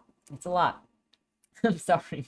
And I'm sorry, I don't see animal parts in the descriptions of the characters as being animalistic. There is no lean to instinct here, and instead it feels more like it uses animal parody to try and excuse some of the societal choices in here, instead of just embracing the choices that are made without excuses. Which, funny enough, I think this book was actually afraid to go as hardcore as it needed to go in order to stand by the brutality of the world in which it was trying to set up. The podcasts that I listened to were more brutal than this, and casually at that. Funny enough, every time the book reminded me of how horrific something is, it actually pulled me out of the story of what it was supposed to be casually like. You want to show me how brutal things are? Then stop telling me how it feels. These creatures think that it's normal. You don't think twice about washing your hands, so why would you think twice about peeing in someone's mouth, or sitting on their headless body, or using their corpse as a ping pong table? The act of how normal it is and the behaviors is what makes it unnerving. The defense of it's just parody of nature also felt like an excuse for what some of it was just the kink, the eroticism, and the fetish laced throughout in order to deny that that's what it was. Someone looking like a bunny and someone else looking like a squirrel isn't enough to call it a parody of Animal Kingdom. Also, children are targeted because they haven't proved themselves worthy yet, and since everyone is immortal, then children don't really matter. It's all of the old ones that actually matter, because they're the ones that have provided to society, have lived, have already resources, have jobs. Children come in blank, so really in this world, children are going to be pretty much worthless. The ideology. The problem most writers have with writing storylines based around ideology is they don't want to accurately or fairly represent what they oppose to, because they often think that the other ideas are stupid or evil. In my opinion, that happens in this too. This book takes individualism to such an extreme that it crosses into eugenics and has the person leading the eugenic society accuse the person with medicine of being a eugenicist by wanting to provide medicine. I give this book and every other book enough grace that any of the persons can have any perspective and not need to be told that they're wrong, because ideologies aren't always met with stuff within the story or in real life to be told that they are wrong. So I'm not going to assume that because something wins or something isn't told that it's wrong, that this belief means bigger things outside of the story. Lucy believing what she does and Lockett believing what she does and Ludwig believing what he does, it all makes plenty of sense within themselves. The nonsense actually comes from people in the book claiming that everything is morally rainbow while only demonizing good behaviors rather than waving them off like you would the bad, or using moral relativism for everything and claiming that it's not ideology. As I said earlier, do as thou wilt is ideology. It falls under libertinism and was the belief of Aleister Crowley and the Thelemites. The continuous push that you are a zealot but I am a realist is just as annoying when it's on top of strawman arguments that contradict themselves, and the continuing attempt to demonize a kind society by using terms like for the greater good.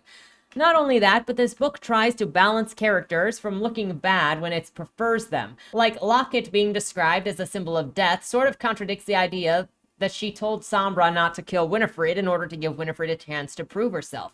Maybe this just comes from Methusa's perspective, that Lockett is cruel from being utilitarian, but then Sombra may have done better to explain that the only reason he kept Winifred alive was because she needed a chance to prove what she can do, and that should also have been overall seen. Also, in all of the time, how is it that no one else has decided to challenge Lockett, especially over the 70% tax which they had temporarily? It may have been Methusa's idea, but it reflects on Lockett's policy since she is the grand voice. But no one until Methusa challenged Lockett, even when we see that there are communes and people are clearly checking out a society by going to live under Freda at the mountain. Probably Lockett's not going there to check up on things, but nobody's challenged Lockett before. Also, taxing a barter system really doesn't make any sense. Also, are we going to talk about the times that the book claimed that Lockett had been in charge since the beginning, meaning that she's either rewritten history books to write out what came before her, or this book is confused or needed to describe itself a little bit more. Also, the climax of the book is going to be over how medicine is wrong because it makes people weak if they need it. And then somehow we also live in a society where Quinn has glasses and there's a formal sign language so that Sylvia can talk. During Methusa's speech on equity, she mentions Lockett's laws have taken generations to be put in place. What is even a generation in here when everyone is immortal but for killing the brains? How did they pass anything on by generation since no one freaking dies unless they give birth? I know I'm exaggerating slightly. Polly's tab is also brought about by illegal and unregistered materials, while the whole thing with Meyer is about an unregistered medicine, and yet we also have this quote, deregulation of sciences. With the termination of the Institute of Sciences and the publishing of all present research, the scientific field is open to be freely explored by individuals outside of previous boundaries. However, any experiment must be conducted under the existing regulations. See Article 5, paragraph 15, signed Lockett.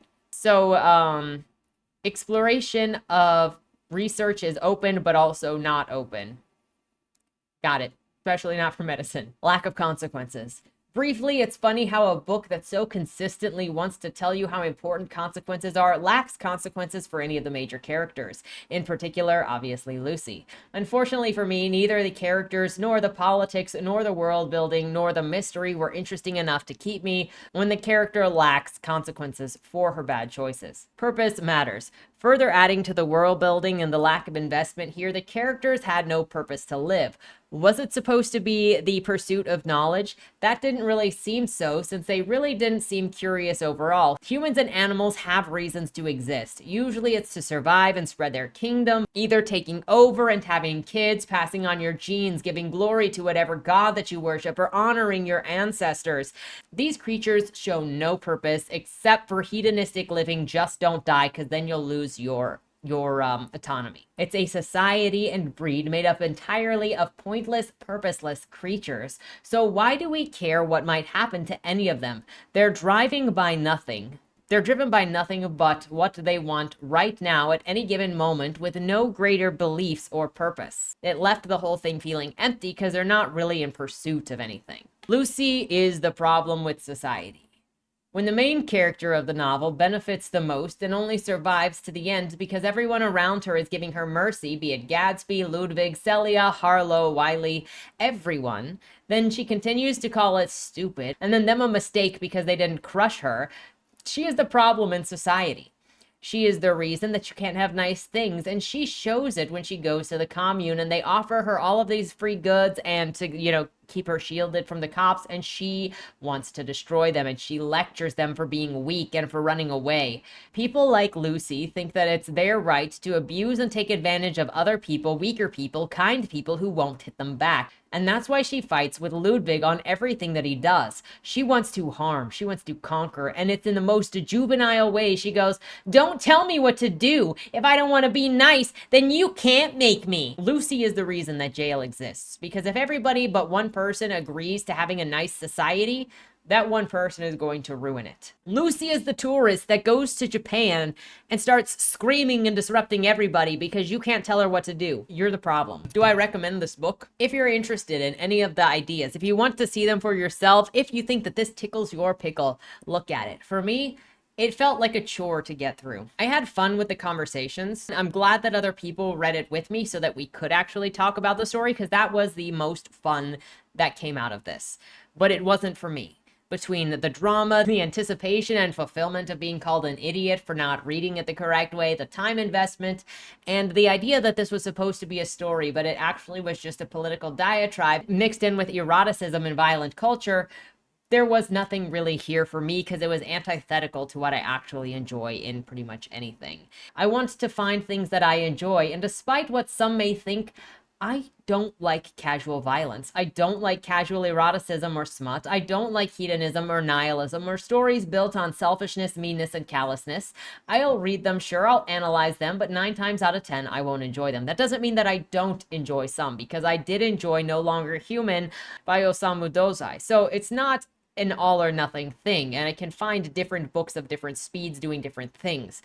But I do have my preferences out there specifically, and I know what I would usually pick up, and I know, just because I say that I know something is not typically my taste doesn't mean that I won't give it a try and that I can't be surprised. I will happily try new things in order to experience new things. This is just kind of one of the prices you pay for trying out new authors. Now, on book length, really quick, sometimes it needs to be considered. I think that one of the ways that breaking this book into 3 books would have helped a lot in inviting new readers to try it out, because book size should be a consideration to any author. Book size is an investment of not just money, because obviously you got to pay the printing costs and it's going to be a hefty cost to cover all those pages. But then it's also a reading investment. I am giving every book that I read my time investment, and then there's an extra time investment by doing videos. At some point when you're reading or finishing a book that you're reading, you look back and you question if the time invested had a payoff. The longer the book, the more important it is to make sure that the reader feels like their time was respected. This book didn't do that for me because the book didn't feel like it respected me. It had a bunch of chapters that didn't really move the story forward. It moved things, it changed the rules on you at the last minute, and sometimes it wags its finger at you on what you should or should not believe, and I didn't appreciate that. Not only that, but it wants you to wallow in filth and depression and suffering and vilt with no other point other than the book thinks that you should, I don't know, be in it too. And, you know, maybe that's taking it back to the Marquis de Sade, because the Marquis de Sade shows you all of these terrible things because, you know what, he thinks you should be a libertine too. He thinks you should wallow in his filth. Do what you want to do. Be who you want to be. That's what he thinks. And then he, you know, punishes the godly. There is that. But another thing is, I don't necessarily think it's respectful of a reader and their time if you approach a reader with a book that has paraphilia in it, that has taboo kink in it. This is going back to freaking like stuff with The Wild, where Webster contacted a bunch of people and purposefully put notes in her book to hide the contents of the book so that people are not aware of the kinks in her book, so that she can expose you to the incest and the pedophilia in her book without you knowing before going in. She asked readers to hide that. I think it's disrespectful to hide it if there are paraphilias or eroticism in a book that is labeled as fantasy and political drama, especially if you are asking a reader to read it. But that is where I have gotten after being, you know, people surprising me with smut where it shouldn't be. I am kind of sensitive to just it being thrown at me now and with no warning. There's also this kind of, if you know that it's not the reader's preference, set your expectations accordingly. Because is it respectful to go, hey, I know you said you don't like this thing, but I think that my version of this thing is going to be the one that pleases you? Protect yourself. Set your expectations appropriately, please. Now, there is a readership for every book. It's important for authors to understand who their target audience is and respect their reader preferences. There is a readership for this book, and I hope that these videos, as well as all of my other book discussion videos, introduce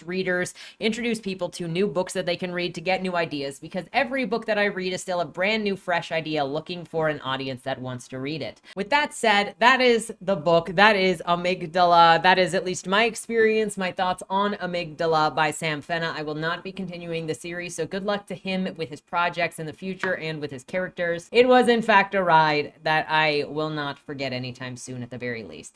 With that said, let me know, have you read this book? book? Will you read this book? What were your favorite parts? What were some things that you might know that I don't know? What did you think of the politics? Because that is specifically, I'm very interested in what people think of the political arguments, as they are a major part of this story. Are you team Ludwig or are you team Lucy? With that said, have a great weekend and don't die.